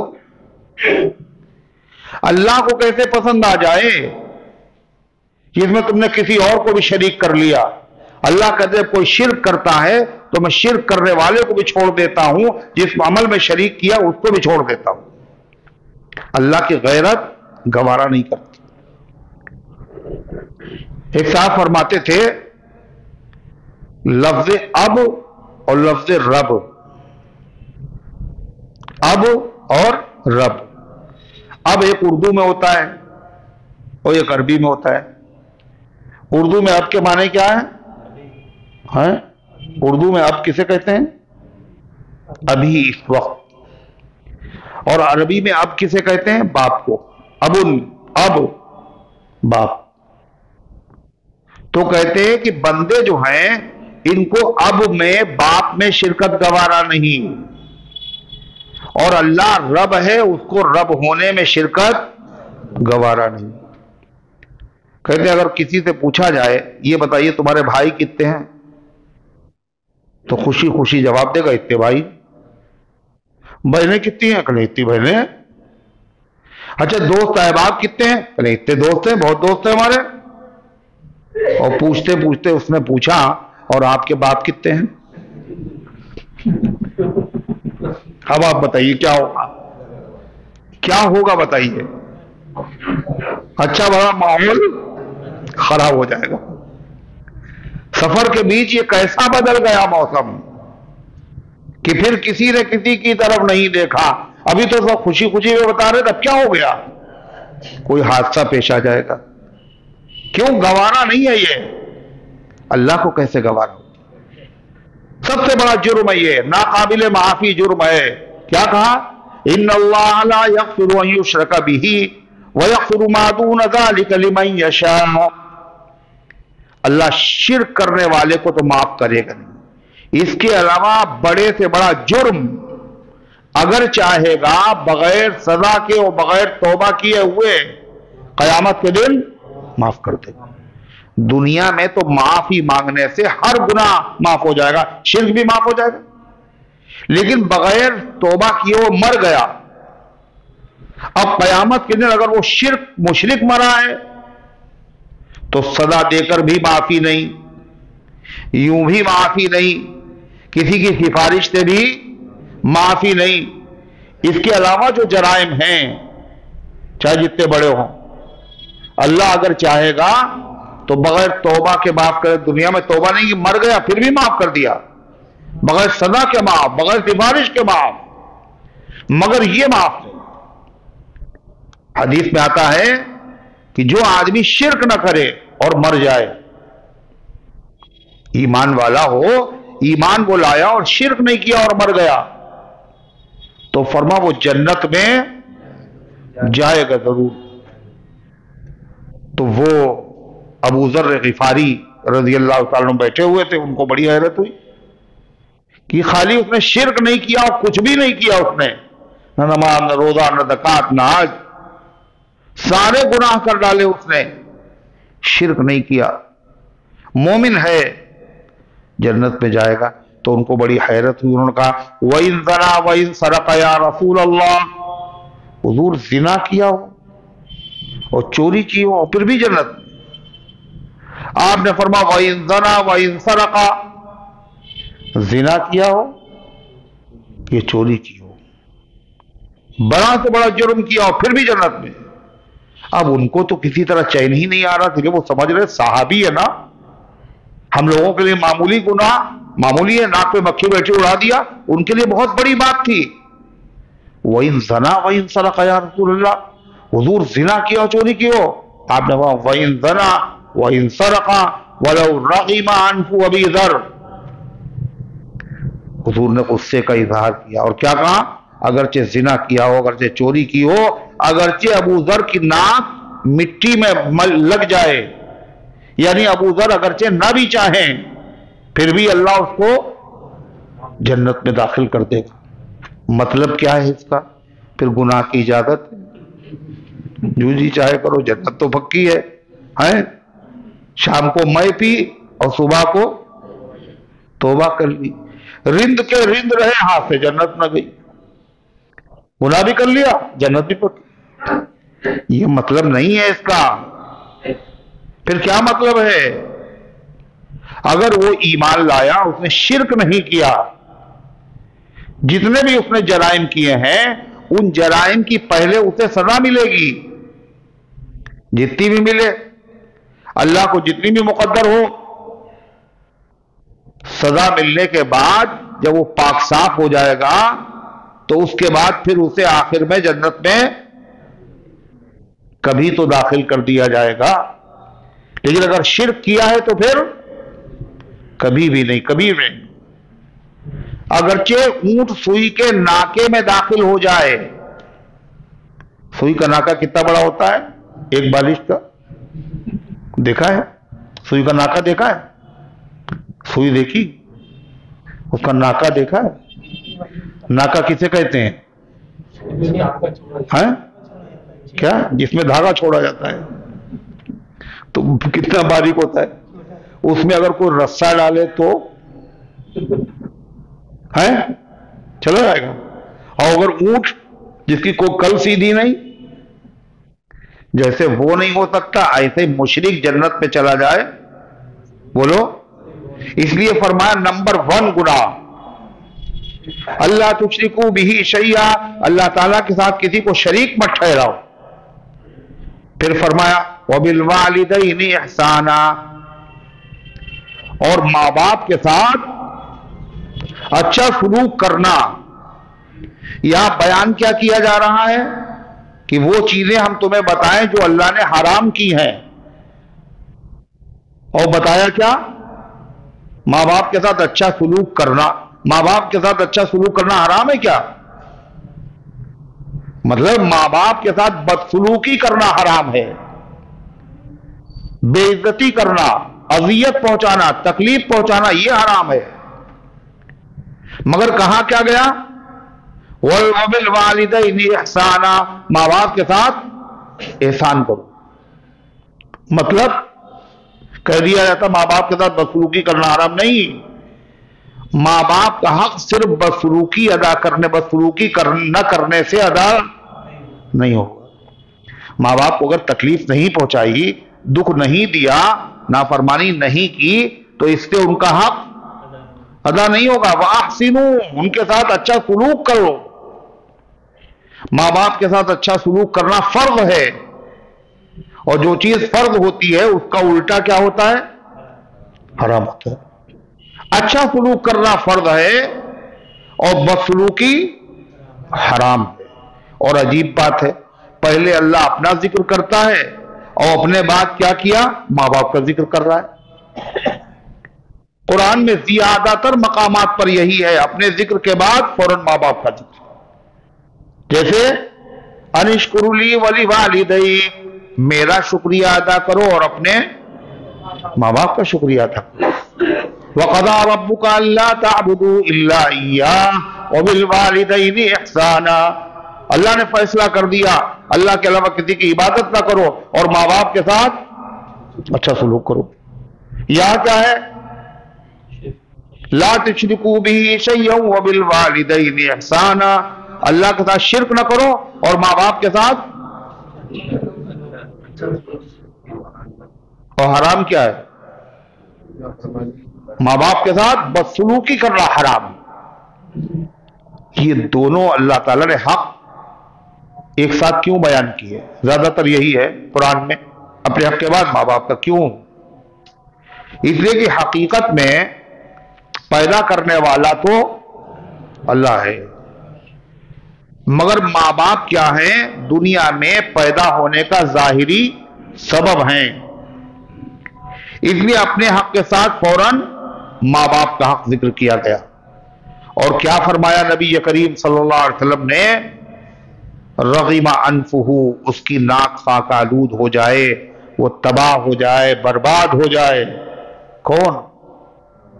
فرمایا جس کے ماں باپ اس سے ناراض ہوں، وہ ان کو راضی کر کے خدمت کر کے جنت نہ حاصل کر لے، وہ آدمی تباہ اور برباد ہو جائے۔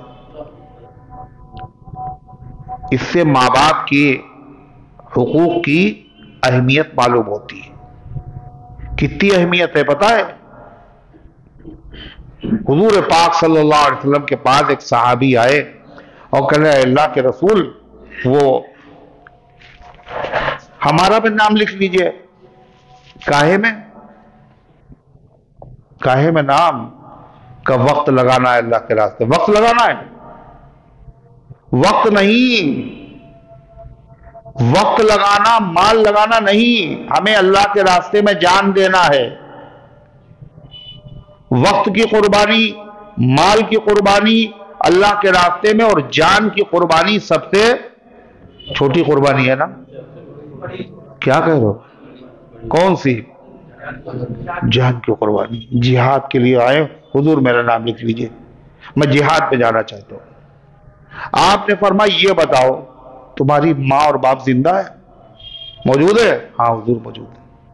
تم ان سے پوچھ کے آئے انہوں نے کیا کہا؟ کہ وہ تو راضی نہیں تھے، وہ تو رو رہے تھے۔ آپ نے فرمایا واپس چلو، دین کے راستے میں جان لگانے کی ضرورت نہیں ہے، آپ کو جائیے۔ آپ کوئی مولوی اگر یہ کرتا تو لوگ اس کو کھا جاتے کہ جس قسم کے آدمی آپ۔ اللہ کے نبی نے عملی طور پہ کر کے دکھا دیا، اور آپ نے فرمایا کہ جی نہیں ضرورت نہیں ہے، اللہ کے راستے میں آپ کی جان کی ضرورت نہیں ہے، اس قربانی پیش کرنے کی ضرورت نہیں ہے۔ کہاں جاؤ؟ اپنے ماں باپ کے پاس رہو۔ فَفِيهِمَا فَجَاهِدْ، جاؤ انہی میں جہاد کرو، یعنی ان کی خدمت کرو گے تمہیں ثواب کتنا ملے گا؟ جہاد کے برابر ثواب ملے گا۔ اللہ کے نبی فرما رہے ہیں۔ اب آپ سوچئے اور تصور کیجئے، یہ مسئلہ آپ نے بتا دیا۔ ہر وہ کام جو فرض عین نہیں فرض کفایہ ہے، اس کے لیے ماں باپ کی اجازت کی ضرورت ہے۔ عالم بننا فرض نہیں ہے، دین کے ضروری مسائل سیکھنا فرض ہے۔ اب کوئی آدمی چاہتا ہے ہم عالم بن جائے باقاعدہ، ماں باپ کہتے ہیں کہ جی نہیں، اب آپ کمائیے، تو پھر عالم بننا اس کے لیے ٹھیک نہیں ہے، اجازت نہیں دی ماں باپ۔ فرض حج ادا کر چکے، نفلی حج کے لیے جانا ہے، مگر ماں باپ منع کر رہے ہیں مجھے آپ کی ضرورت ہے، خدمت کرنا ہے، کوئی اور نہیں ہے میرے پاس۔ آپ نے کہا ارے کچھ دنوں کی بات ہے، جب تک دیکھ لیجئے گا، فلاں سے کہہ دیں گے، فلاں سے کہہ دیں گے، کہا کچھ نہیں، نہ جائیے۔ یہ دین ہے، یہ شریعت ہے، اس میں ماں باپ کے حقوق کی اہمیت کس طرح بتائی گئی ہے کہ جو چیزیں ہمیشہ سے حرام ہیں اور ہمیشہ حرام رہیں گی، ان میں نمبر 1 شرک ہے، اور دوسری چیز ماں باپ کے ساتھ بدسلوکی ہے، اذیت پہنچانا ہے، ان کی نافرمانی کرنا ہے، ان کو ستانا ہے، یہ حرام ہے۔ اس سے بڑی بات حضرت اویس قرنی رحمت اللہ علیہ کو تو سبھی جانتے ہیں نا؟ نہیں جانتے تھے؟ کہاں رہتے تھے وہ؟ رکاب گنج ہے بھائی؟ کہاں رہتے تھے؟ چوپٹیا میں؟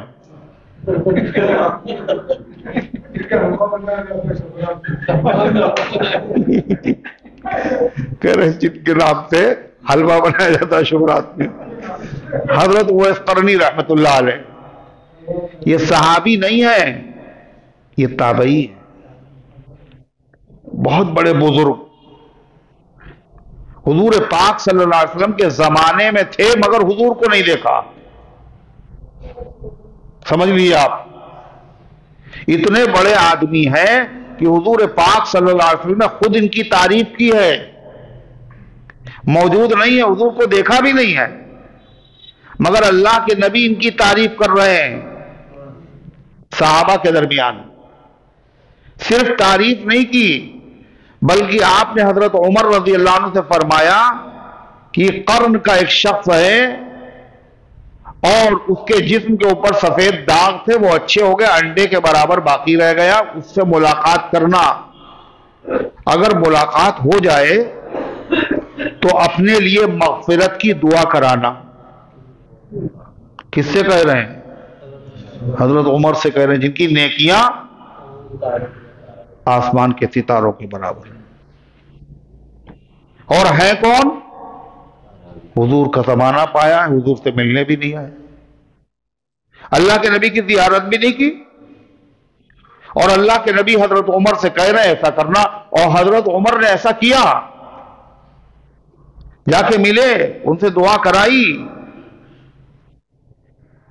اللہ کی کیا چیز تھی جو ان کا اتنا بڑا درجہ، اتنا بڑا رتبہ ان کو حاصل ہوا؟ چیز کیا تھی؟ اللہ کے نبی صلی اللہ علیہ وسلم کا منشا، آپ کی مراد، آپ کی چاہت، آپ کی تعلیم پر عمل کرنا اور اپنے دل کی خواہش کو دبا دینا۔ اگر چلے جاتے تو صحابی ہو جاتے، اور صحابی کا درجہ کتنا بڑا ہے؟ انبیاء کے بعد ان سے بڑا کوئی درجہ نہیں، مگر یہ درجہ بھی نہیں آیا تو لوگ عمرہ کرنے چلے جاتے ہیں، ہے نا؟ کہتے کوئی محرم نہیں ہے، کہتے کوئی مسئلہ نہیں، عمرہ تو کرائیں جا کے، جی چاہ رہا ہے۔ حج کرنے چلے جاتے ہیں، حاجی ہو جائیں گے، وہاں حاجی نہیں صحابی بن جاتے اگر چلے جاتے۔ حاجی تو آج بھی ہو سکتے ہیں، صحابی کوئی نہیں ہو سکتا۔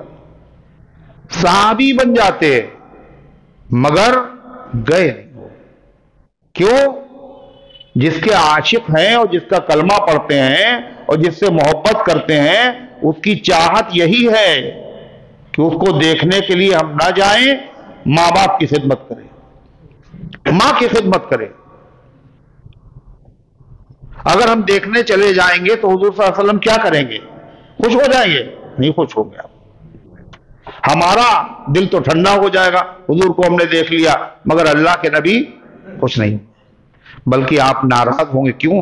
یہ کیسا عاشق ہے، کہتا تو ہے ہم عاشق ہیں، لیکن اس نے میرے فرمان کی خلاف ورزی کی ہے۔ میرے محبوب میری ایسی وفا سے توبہ جو تیرے دل کی قدورت کا سبب بن جائے، نہیں گئے وہ۔ اتنا بڑا درجہ اللہ نے ان کو عطا فرمایا، یہ کاہے کی برکت ہے؟ جیسے اطاعت کا معاملہ ہے، ایسے ہی ان کی نافرمانی، ان کی بددعا، یہ انسان کو تباہ اور برباد کر دیتی ہے۔ وَبِالْوَالِدَيْنِ إِحْسَانًا، ایک صحابی نے پوچھا حضور پاک صلی اللہ علیہ وسلم سے، اَيُّ الْعَمَلِ افضل یا رسول اللہ، حضور یہ بتائیے سب سے افضل عمل کون سا ہے تاکہ وہ کریں ہم؟ تو آپ نے فرمایا الصلاۃ لوقتها، وقت پر نماز پڑھنا، ہمیشہ فجر کی نماز ظہر کے ٹائم پہ پڑھنا، ہے نا؟ جب ظہر پڑھیں گے تو ساتھی میں فجر بھی پڑھ لیں گے ایک ساتھ۔ الصلاۃ لوقتها، نماز وقت پر پڑھنا۔ ثم ایون یا رسول اللہ، حضور اس کے بعد کون سا عمل زیادہ افضل ہے؟ بر الوالدین، ماں باپ کے ساتھ اچھا سلوک کرنا۔ ثم ایون، پھر کون سا افضل ہے؟ فرمایا الجہاد فی سبیل اللہ، جہاد فی سبیل اللہ بعد میں ہے اور ماں باپ کی اطاعت پہلے۔ کیسے کیسے سمجھایا حضور پاک صلی اللہ علیہ وسلم نے، مگر پھر بھی ہم سمجھنے کے لیے تیار نہیں ہیں۔ ماں باپ کے ساتھ اچھا سلوک کرنا، خالی ماں باپ کے ساتھ اچھا سلوک نہیں کرنا ہے، ماں باپ کے ساتھ ماں باپ کے حقوق کیا ہیں؟ ان کا نام نہ لینا، ان کی ادب کرنا، ان کی مالی خدمت کرنا، ان کی ہاتھ پیروں سے ضرورت ہو ہاتھ پیروں سے خدمت کرنا، اور کیا کرنا؟ تعظیم کرنا، ان کے آگے نہ چلنا، ان کو کوئی ایسی بات نہ کہنا جس کی وجہ سے ان کا دل دکھے، اور اس کے بعد جب وہ مر جائیں تو ختم قصہ، قرآن خوانی کر لینا بس۔ نہیں، مغفرت کی دعا کرنا، اور ان کا قرضہ ہو تو وہ ادا کرنا، انہوں نے وصیت کی ہو تو اس کو پورا کرنا، ان کے جو دوست ہوں اور ماں کی جو سہیلیاں ہوں ان کے ساتھ بھی اچھا سلوک کرنا۔ کیوں؟ یہ میرے باپ کے دوست ہیں اور یہ میری ماں کی سہیلی۔ اگر بیوی تھی اور انتقال ہو گیا تو بیوی کی جو سہیلیاں ان کا خیال کرنا، یہ نبی کریم علیہ السلام کی تعلیم ہے، آپ کی یہ سیرت ہے. اور صحابہ مکمل نبی کی ہر بات پر عمل کرنے والے تھے. عبداللہ ابن عمر رضی اللہ عنہ جا رہے تھے اپنے شاگردوں کے ساتھ، تو دیکھا ایک بڑے میاں آ رہے ہیں اور دیہاتی بدو بالکل. حضرت عبداللہ ابن عمر نے جو دیکھا تو گھوڑے پہ بیٹھے ہوئے تھے نیچے اتر گئے، اور اس کے بعد وہ گھوڑا ان کو دے دیا، حضرت یہ قبول کر لیجئے. اب وہ گھوڑا دے دیا، اس کے بعد جیب میں ہاتھ ڈالا، جو آیا وہ سب حوالے کر دیا. پھر اس کے بعد اپنی پگڑی کھولی اور دستار وہ بھی حوالے کر دی. سارے شاگرد حیرت میں پڑے ہوئے، یا اللہ یہ کون آدمی ہے؟ ایک دیہاتی آدمی، ایک معمولی آدمی، اور سب دیے دے رہے. جب وہ چلا گیا تو پوچھا حضرت یہ تو دیہاتی آدمی تھا، تھوڑی چیز بھی دے دیتے خوش ہو جاتا. فرما پتا ہے تمہیں یہ میرے باپ حضرت عمر کے دوست تھے، اور باپ کے حقوق میں سے یہ ہے اس کے مرنے کے بعد اس کے دوستوں کے ساتھ بھی اچھا معاملہ کیا جائے. اگر اس سے زیادہ ہوتا تو میں اس سے زیادہ کرتا. یہاں ماں باپ زندہ ہے، بتائیے انہی کے ساتھ نہیں ہو رہا ہے، دوستوں کے ساتھ کیا کریں گے؟ سوچیے آپ. اللہ تعالیٰ فرماتا ہے وَبِالْوَالِدَيْنِ إِحْسَانًا، اور ماں باپ کے ساتھ اچھا سلوک کرنا. اور کیسے کیسے شریعت نے سمجھایا. کہاں جانا چاہتے ہیں؟ کہ عمرہ کرنے. اور ماں ابا کیا کہہ رہے ہیں؟ بیٹا خدمت کی ضرورت ہے، مگر وہ سمجھا نہیں تو عمرہ کرے گی جا کے. اللہ کے نبی نے کیا فرمایا؟ عمرہ کرو گے، نفلی حج کرو گے، پیسہ خرچ کرو گے، مگر قبول ہو جائے ضروری نہیں ہے. ماں باپ کو محبت بھری نگاہوں سے اگر دیکھو گے تو ایک حج مقبول کا ثواب ملے گا اور ایک عمرہ مقبولہ کا ثواب ملے گا. یہی ہے تمہارا حج، اور یہی ہے تمہارا عمرہ، اور یہی ہے تمہارا جہاد. سوچیے آپ کیسے کیسے سمجھایا آپ. اللہ تعالیٰ فرماتا ہے وَلَا تَقْتُلُوا أَوْلَادَكُمْ مِنْ إِمْلَاقٍ، اور قتل نہ کرنا اپنی اولاد کو مفلسی کی وجہ سے. عربوں میں رواج تھا وہ بچیوں کو تو زندہ دفنا دیتے تھے، عار اور شرم کی وجہ سے کہ کوئی ہمارا داماد بنے گا. اسے ختم کرو قصہ. اور دفنانے پر وہ کیا کرتے تھے؟ کیا کرتے تھے؟ کیا کرتے تھے؟ ارے فخر کرتے تھے، اتنی لڑکیاں میں نے دفنائی اپنے ہاتھوں سے. اتنے سنگ دل، اتنے سخت دل. مگر محمد رسول اللہ صلی اللہ علیہ وسلم نے ان کی کیسی کایا پلٹ دی، کیسا انقلاب برپا کر دیا آپ نے اپنی تعلیم کے ذریعے سے. جب نبی کی صحبت میں آئے، جو لڑکیوں کو زندہ دفنانے پر فخر کرتے تھے اور لڑکیوں کی ولادت کو عیب سمجھتے تھے، وہ لڑکیوں کی پرورش کے اوپر آپس میں مقابلہ کرنے لگے اور ریس کرنے لگے اور جھگڑنے لگے. وہ کہتے تھے ہم پالیں گے، وہ کہتے تھے ہم پالیں گے، وہ کہتے ہم پالیں گے.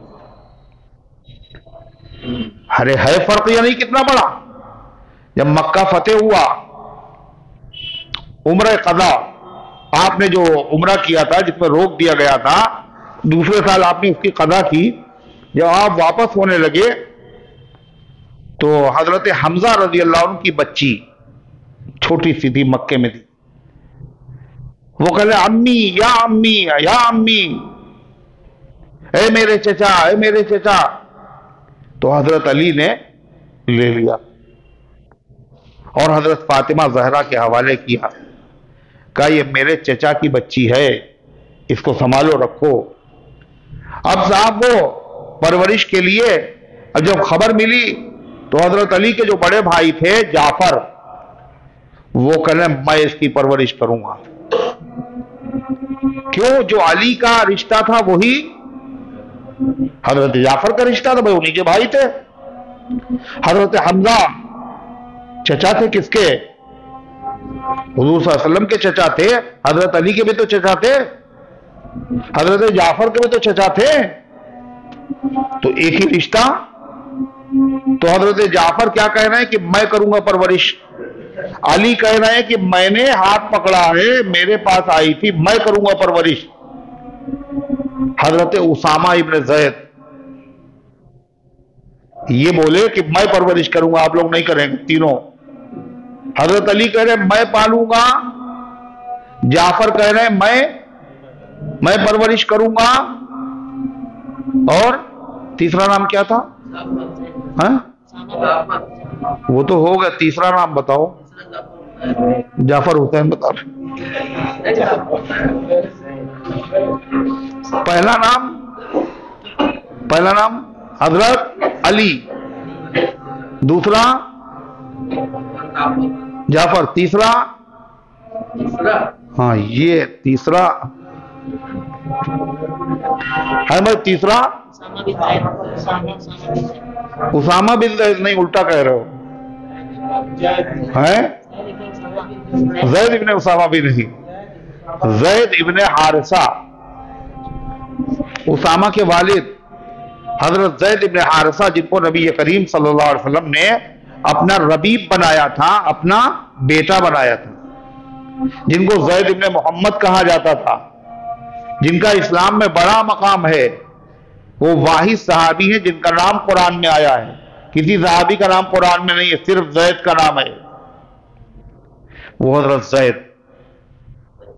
تو حضرت زید کہہ رہے تھے یہ بچی کی پرورش میں کروں۔ اب آپ بتائیے کہاں وہ سب دفنا دیا کرتے تھے، کوئی پرسان حال نہیں تھا، بچی کی ولادت کو اپنے لیے قلم کا ٹیکا سمجھتے تھے لوگ، اور کہاں انقلاب ایسا برپا ہوا کہ ایک یتیم بچی، اپنی بچی بھی نہیں ہے، یتیم بچی ہے، اس کی پرورش میں ریس ہو رہی ہے، مقابلہ ہو رہا ہے، وہ کہتے ہیں ہم پرورش کریں گے، ہم پرورش کریں گے، ہم پرورش، تین آدمی۔ یہ کتنی بڑی تبدیلی آئی، یہ تبدیلی کاہے کی تھی، کاہے سے آئی؟ قرآن کی تعلیم سے، نبی کریم علیہ السلام کی صحبت کی برکت سے۔ پھر آپ نے فیصلہ کیا، کیا فیصلہ کیا آپ نے کہا دیکھو بھائی جعفر اس کی پرورش کریں گے، کون کرے گا؟ حضرت علی نہیں، حضرت زید بھی نہیں، جعفر کریں گے اس کی پرورش۔ کیوں صاحب جعفر کیوں کریں گے پرورش؟ کیا اس لیے کہ جعفر کی جو بیوی ہیں وہ اس بچی کی خالہ ہیں، جعفر کی بیوی اس بچی کی خالہ ہیں، اور آپ نے فرمایا الخالۃ بمنزلۃ الام، اور خالہ ماں کے درجے میں ہوتی ہے، اس لیے جعفر اس کی پرورش کے زیادہ حقدار ہیں۔ اور آپ نے حضرت جعفر سے کہا انت اشبہت خلقی و خلقی، جعفر تم صورت میں مجھ سے مشابہ ملتے جلتے ہو، اور سیرت میں بھی مجھ سے ملتے جلتے ہو۔ آج ان جعفر کو لوگ یاد ہی نہیں کرتے، حضرت علی کے بھائی تھے، ہیں جو حضرت علی کا نام کا وظیفہ پڑھتے ہیں، وہ جعفر کا کوئی ذکر ہی نہیں کرتے، کوئی چیز تھے حضرت جعفر طیار، انت اشبہت خلقی و خلقی، آپ میری سیرت میں مشابہ، صورت میں مشابہ۔ اب چونکہ فیصلہ جعفر کے حق میں کیا، فیصلہ تو حضور کو کرنا ہی تھا، مگر یہی دونوں لوگ امیدوار تھے، کون کون؟ حضرت زید اور حضرت علی، تو ان کا دل بھی میلا نہ ہو، تو اللہ کے نبی صلی اللہ علیہ وسلم کیا فرماتے ہیں؟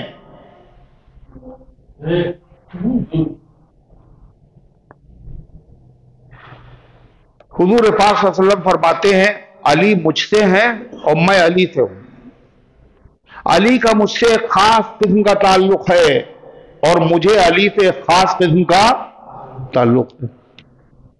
حضرت علی کا دل بڑا ہو گیا، اور حضرت زید بھی تھے دوڑ میں، ہے نا، مقابلے میں، تو آپ نے فرمایا انت اخونا و مولانا، زید تم ہمارے بھائی بھی ہو اور ہمارے آزاد کردہ غلام بھی ہو۔ مولانا کہا حضور نے، کس کو؟ زید کو۔ زید تھے کون؟ غلام تھے، مگر حضور نے کہا مولانا، تم ہمارے آقا ہو، ہمارے آزاد کردہ غلام، ہمارے بھائی ہو۔ تو غرضے کی یہ عالم تھا عربوں میں، وہ یا تو بچیوں کو زندہ دفناتے تھے، کاہے کے لیے؟ کسی کو داماد کرنا پڑے۔ اتنے سنگ دل، جانور بھی اپنے بچوں کے ساتھ یہ کام نہیں کرتے، اس پہ فخر کرتے تھے۔ دوسرے لڑکوں کو بھی قتل کرتے تھے، وہ لڑکیوں کو تو زندہ دفناتے تھے، لڑکوں کو بھی مار ڈالتے تھے، اپنے ہاتھ سے گلے دباتے تھے۔ کیوں؟ اس لیے کہ ان کو کھلائیں گے کہاں سے، ان کو پلائیں گے کہاں سے، ان کی ضرورتیں کہاں سے پوری کریں گے؟ حدیث میں آتا ہے، عبداللہ ابن مسعود رضی اللہ عنہ فرماتے، پوچھا ایو الذنب اکبر یا رسول اللہ، اے اللہ کے رسول سب سے بڑا گناہ کیا ہے؟ آپ نے فرمایا الاشراک باللہ، اللہ کے ساتھ کسی کو شریک کرنا۔ پھر آپ نے فرمایا وان تقتل ولدک، اور اپنی اولاد کو تم قتل کر دو، خشیۃ ان یطعم معک، ان تجعل للہ ندا، تم اللہ کے ساتھ کسی کو شریک کرو، سب سے بڑا گناہ یہ ہے۔ دوسرا گناہ وان تقتل اولادک ولدک خشیۃ ان یطعم معک، ان یطعم معک، اپنی اولاد کو اس اندیشے سے قتل کر دینا کہ یہ تمہارے ساتھ کھانا کھائے گی، کھلائیں گے کہاں سے؟ پھر فرمایا وان تزنی حلیلۃ جارک، اور تم زنا کرو اور اپنی پڑوسی عورت کے ساتھ۔ زنا کسی کے ساتھ بھی کرنا بہت بڑا جرم ہے، لیکن پڑوسی عورت ہے اس کا تو اور حق زیادہ تھا، اس کی عزت کی حفاظت آپ کرتے، جرم بڑھ جائے گا۔ اللہ تعالیٰ فرماتا ہے وَلَا تَقْتُلُوا أَوْلَادَكُم مِّنْ إِمْلَاقٍ، اور تم قتل نہ کرو اپنی اولاد کو املاق، مفلسی کی وجہ سے۔ غریب آدمی ہے، خود ہی پیٹ بھرنا مشکل ہے، اولاد ہوگی تو پڑھائیں گے کہاں سے، لکھائیں گے کہاں سے، شادی کہاں سے کریں گے، خرچہ کہاں سے اٹھائیں گے، یہ سوچ رہے۔ یہ تو غیر ایمان والے تو سوچتے ہی تھے، آج یہ سوچ کہاں ایمان والوں میں آ گئی۔ یہ زمانے جاہلیت ہے جو پلٹ کے پھر سے آ رہا ہے۔ قرآن نے کہا وَلَا تَبَرَّجْنَ تَبَرُّجَ الْجَاهِلِيَّةِ الْأُولَىٰ، اور اس طرح بے پردہ نہ پھرو جیسے جاہلیت اولا میں تم پھرا کرتی تھی۔ اولا مانے پہلی، اور پہلی کا مطلب پھر دوسری بھی ارے ہوگی۔ جب پہلی کب کہا جائے گا؟ جب دوسری بھی ہونا، جبھی تو کہیں گے پہلی۔ نہیں سمجھ میں آئی گا؟ آپ نے جب حج کیا، ایک ہی حج کیا آپ نے، تو آپ کیا کہیں جب پہلی مرتبہ میں نے حج کیا، یہی کہیں گے نا؟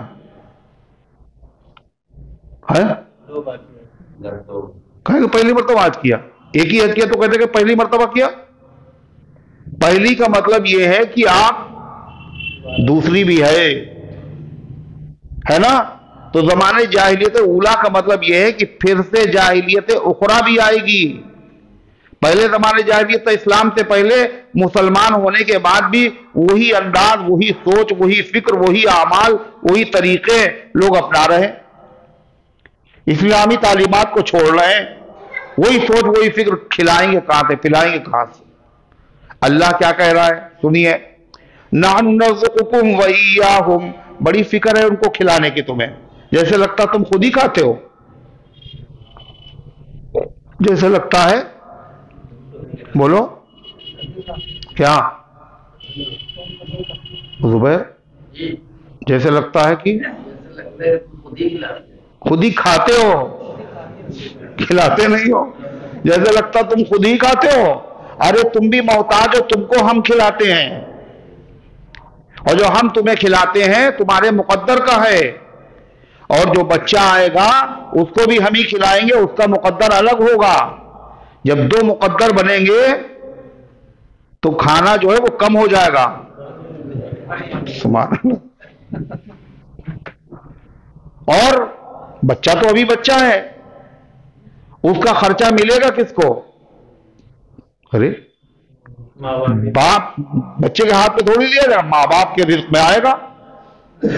انما ترزقون وتنصرون بضعفائکم، کیا پتا ہے تمہیں؟ اللہ کے نبی فرماتے ہیں ان کمزوروں کی وجہ سے تمہاری مدد کی جاتی ہے، ان کمزوروں کی وجہ سے تمہاری روزی میں اضافہ کیا جاتا ہے، اور تم اللہ پر بد اعتماد بن گئے، جیسے زمانے جاہلیت کے لوگ تھے، یہ جیسے غیر ایمان والے ہیں کہ سب کھلائیں گے کہاں سے، ضرورتیں کہاں سے پوری کریں گے، ہم دو اور ہمارے دو، کم سنتان سکھی سنتان۔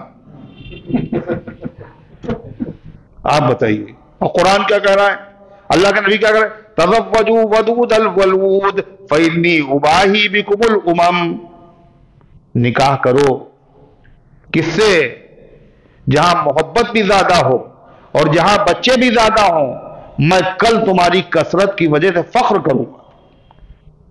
اور ہم لوگ کیا کر رہے ہیں، حضور چاہتے ہیں کہ اضافہ ہو اور ہم چاہتے ہیں کمی ہو، ہے نا؟ اللہ فرماتا وَلَا تَقْتُلُوا أَوْلَادَكُم مِّنْ إِمْلَاقٍ، اور اپنی اولاد کو افلاس کے سبب سے، مفلسی کی وجہ سے، غربت کی وجہ سے قتل نہ کرو۔ یہاں کہا گیا افلاس، یعنی مفلس ہیں، غریب ہیں، اس لیے خیال آ رہا کہاں سے کھلائیں گے۔ ایک جگہ من خشیت املاق، مفلسی کے خوف سے بچوں کو قتل نہ کرو۔ بعض لوگ تو مفلس ہوتے تھے واقعی، کہیں اپنے نہیں پورا پڑتا، بچوں کا کہاں سے پورا ہوگا۔ بعض لوگ مفلس تھے نہیں، مگر سوچتے تھے ابھی تو چل رہا ہے ٹھیک ٹھاک، اور زیادہ بچے ہوئے تو پھر اتنا تو کم ہو جائے گا، جیسے لگتا ہے یہ نہیں بڑھے گا، بچے بڑھیں گے اور رزق نہیں بڑھے گا، یہ سوچ رہے ہیں۔ فرما من خشیت املاق، مفلسی کے ڈر سے، نحن نرزقکم وإیاہم، پھر سوچ کا علاج کیا، تم خود نہیں کھاتے ہو میاں، ہم تم کو کھلاتے، کچھ پیدا کیا آج تک کسی نے ایک دانہ غلہ، ہم ہی نے پیدا کیا، ہم ہی کھلاتے ہیں، اور کھانا تیار ہے پھر بھی منہ تک پہنچانے میں کھانے کے تم محتاج ہو میرے، لقمہ بنانے میں محتاج، ہاتھ تک پہنچانے میں محتاج، منہ کے اندر لقمہ پہنچ گیا ہے، حلق کے نیچے اتارنے میں محتاج، قدم قدم پہ تو تم محتاج ہو، ہم تم کو کھلاتے، جب ہم تم کو کھلائیں گے تو تمہارا میرے اوپر احسان ہے جو ہم تمہیں کھلاتے ہیں، جب ہم نے تمہیں پیدا کیا تمہیں کھلاتے ہیں، اس کو بھی ہم ہی پیدا کریں گے اور ہم ہی اس کو بھی کھلائیں گے۔ نحن نرزقکم وإیاہم، ہم تمہیں کھلاتے ہیں اور ان کو کھلائیں گے، فی الحال تمہیں کھلا رہے ہیں، اور جس ڈر سے تم ان کو مار رہے ہو ہم ان کو بھی کھلائیں گے۔ وَلَا تَقْرَبُوا الْفَوَاحِشَ مَا ظَهَرَ مِنْهَا وَمَا بَطَنَ، یہ تو ہوا قتل۔ کوئی آدمی اگر اپنے بچے کا گلا دبا دے واقعی تو کیا ہے بتائیے، کیا ہے وہ مجرم ہے، گناہ کبیرہ اس نے کیا ہے۔ کسی کو بھی قتل کر دینا، ایمان والا غیر ایمان والا کوئی بھی ہو، یہ حرام ہے۔ اور بچہ، آپ کا بچہ، آپ نے خود اس کا گلا دبا دیا، یہ اس سے بڑا جرم، ارے ہے یا نہیں؟ مگر ایک جرم اس سے بھی بڑا ہے، وہ اس سے بڑا جرم کیا ہے؟ بچہ بھی ہے، اس کی خواہشیں بھی پوری کی، اس کو تعلیم بھی بہت عمدہ دلائی، بہت دور دور تک اسے بھیجا، اس کی ضرورتیں بھی آپ نے پوری کی، مگر آپ نے دین کی ضروری باتوں سے اس کو جاہل رکھا، دین کی بنیادی باتوں سے اسے جاہل رکھا اور وہ مر گیا۔ جیسے بچے کو قتل کر دینا، گلا دبا دینا جرم ہے، ایسے دین کی بنیادی باتوں سے اس کو جاہل رکھنا بھی اتنا ہی بڑا جرم ہے۔ بلکہ اگر دنیا میں تم نے اس کو یوں قتل کیا تو اس کا جسمانی نقصان ہے، اور اگر دینی تعلیم سے تم نے اسے دور رکھا تو اس کا روحانی اور چھوٹا نقصان نہیں، آخرت کا بہت بڑا نقصان ہوگا۔ حدیث میں آتا ہے کہ قیامت کے دن بڑی سزا اس ماں کو دی جائے گی، اور بڑی سزا اس باپ کو دی جائے گی جس نے اپنی اولاد کو دین کی بنیادی اور ضروری تعلیم سے ناواقف اور محروم رکھا۔ آج نتیجہ کیا ہے پتا ہے؟ کچھ پتا ہے کیا ہو رہا کس دنیا میں رہ رہے ہیں؟ 8 لاکھ لڑکیاں مسلمانوں کی غیر مسلموں کے وہاں چلی گئی ان کے ساتھ. کتنی؟ 8 لاکھ. کیوں گئی؟ پانی کیوں مر رہا ہے؟ کہاں مر رہا ہے؟ کچھ پتا ہے آپ کو؟ ہم کیا کرتے؟ یہی وہ چیز ہے جو بتایا جا رہا ہے قرآن کی اس آیت میں. اپنی اولاد کا گلا دبا لینا ایک قتل ہے، اور ایک اس کو دین کی بنیادی ضروری تعلیمات سے محروم رکھنا، یہ اس سے بڑا جرم. خطا ان کے ماں باپ کی ہے، انہوں نے ان کو بتایا نہیں. انہوں نے تو یہ سمجھا کہ ہماری زندگی اپنی زندگی ہے، ہم کسی کے ساتھ بھی جا سکتے ہیں، کسی کے ساتھ بھی ہم نکاح کر سکتے ہیں، شادی کر سکتے ہیں. انہوں نے تو یہی سوچ لیا. مذہب سے کوئی فرق نہیں پڑتا. آپ نے بتایا کب اسے کہ اگر دونوں میں سے ایک غیر ایمان والا ہوا تو نکاح ہو ہی نہیں سکتا، یہ زناکاری حرام کاری ہوگی. یہ زناکاری اور حرام کاری ہوگی اگر ایک بھی غیر ایمان والا ان میں سے ہوا.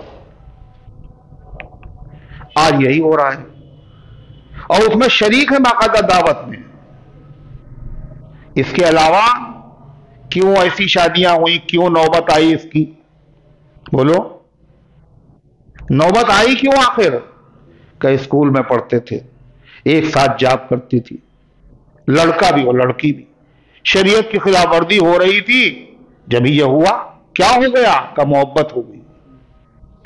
محبت کی وجہ سے یہ شادیاں ہو رہی ہیں. مگر یہاں بھی وہی بات ہے کہ یہ آدمی جانتا نہیں تھا شریعت کا حکم. نہ وہ لڑکی جانتی تھی، نہ وہ لڑکا جانتا تھا، نہ اس کے باپ جانتے، نہ اس کی ماں جانتی.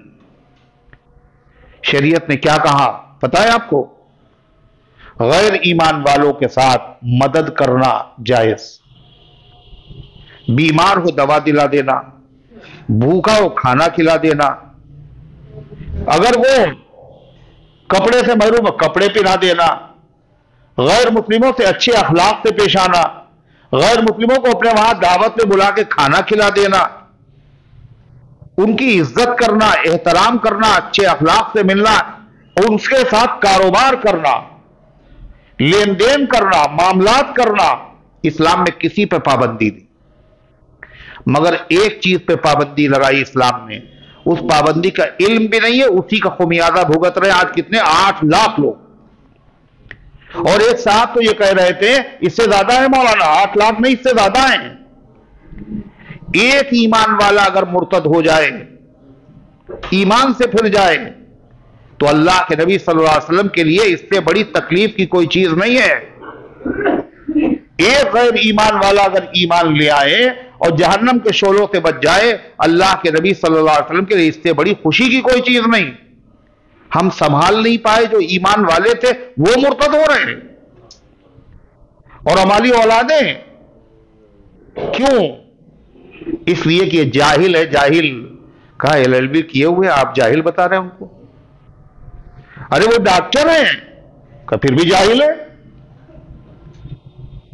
اللہ کا حکم کیا تھا کہ غیر ایمان والوں کے ساتھ مساوات کرنا، ہمدردی کرنا، لین دین کرنا سب کی اجازت ہے، لیکن دلی محبت کرنا حرام ہے. یہ لفظ یہ کیا ہے؟ کہ اس کے کوئی مسئلہ کسی سے بھی ہو سکتا ہے. یا ایھا الذین آمنوا لا تتخذوا الکافرین اولیاء من دون المؤمنین. اے ایمان والو، کافروں کو، ایمان والوں کو چھوڑ کر دوست مت بناؤ، اپنا محبوب مت بناؤ، ان سے محبت مت کرو، یہ حرام ہے. کیوں حرام ہے صاحب محبت کرنا؟ غیر ایمان والوں سے دلی محبت کرنا کیوں حرام ہے؟ اس لیے کہ جب کسی کو کسی سے محبت ہو جاتی ہے تو اس کی ہر چیز خراب لگتی ہے نا، ہے نا؟ کیوں بھائی؟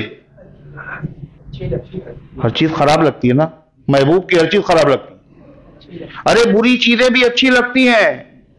روزے دار کے منہ سے جو بھبک نکلتی ہے وہ بھبک کیا ہوتی ہے؟ بو کیا اچھی لگتی ہے کسی کو؟ خراب لگتی. اللہ کو مشک کی خوشبو سے زیادہ پسند ہے. کیوں پسند ہے؟ اس لیے کہ اللہ کو اس سے محبت ہو گئی. محبوب کی ہر چیز اچھی لگتی ہے، چاہے اچھی ہو، جب ہر چیز اچھی لگتی ہے تو اس کا مذہب بھی آپ کو اچھا لگے گا، اس کی تہذیب بھی آپ کو اچھی لگے گی، اس کا دین بھی آپ کو اچھا لگے گا۔ یہ آپ کی اولاد ایک دن مرتد ہو جائے گی، دین اسلام کو خیر بات کہہ دے گی۔ یہ شریعت کا حکم ہے۔ آج اس پر عمل نہ ہوا، کیوں نہیں عمل ہوا؟ جہالت کی وجہ سے، لا علمی کی وجہ سے۔ نتیجہ سامنے ہے۔ اللہ تعالی ہم سب کی غفلتوں کو معاف فرمائے۔ ان تمام چیزوں کا بیان کہاں ملے گا آپ کو؟ یہ بتائیے کہ محبت کرنا جائز نہیں ہے، حرام ہے، کہاں ملے گا؟ یہ منتخب احادیث پہ لکھا ہوا ہے، فضائل اعمال میں لکھا ہوا ہے، بہشتی نور میں لکھا ہوا ہے، یہ بخاری میں لکھا ہوا ہے۔ پتہ ہے آپ کو؟ جس نے مالک نے زندگی دی ہے اسی مالک نے کتاب اتاری ہے، اسی میں لکھا ہے کیا کیا ہونا ہے اور کیا کیا نہیں کرنا ہے۔ اور جب پیدا ہوئے تھے تو نہیں جانتے تھے قرآن میں کیا لکھا ہے، اور آج 80 سال کے ہو گئے، آج بھی نہیں پڑھا قرآن کو شروع سے آخر تک ترجمہ قرآن میں کیا لکھا ہوا، اور مر جائیں گے اور نہیں جانیں گے کیا لکھا تھا۔ کل قیامت کے دن اللہ کسی کتاب کے بارے میں، اسی کتاب کے بارے میں پوچھے گا۔ وَإِنَّهُ لَذِكْرٌ لَكَ وَلِقَوْمِكَ وَهُمْ يُسْأَلُونَ۔ اللہ فرماتا یہ قرآن اے پیغمبر آپ کے لیے عزت کی چیز ہے، آپ کی امت کے لیے عزت کی چیز ہے، اور قیامت کے دن اس کے بارے میں سوال کیا جائے گا۔ پڑھا تھا نہیں پڑھا تھا؟ کم سے کم ترجمہ آپ تو پڑھ ہی سکتے تھے۔ اگر اب تک نہیں تو اب سے ارادہ کرو، روزانہ 4 آیتیں پڑھ لے کے ترجمے کی، اور اس کے بعد جہاں سمجھ میں نہیں آئے گا وہاں پوچھ لیں گے۔ اس طرح کم سے کم 10 سال میں، 2 سال میں، 4 سال میں ایک مرتبہ نظر تو پڑ جائے گی کہ قرآن میں اللہ نے کہا کیا ہے۔ کیا ارادہ ہے بھائی؟ کریں گے انشاءاللہ۔ اگر آپ نے کیا تو 1 مہینے میں دیکھیں گے آپ کو کیا ملا، آپ کے ذہن میں کیا آیا، کتنا فائدہ ہوا۔ اللہ ان گزارشات کو قبول فرمائے، عمل کرنے کی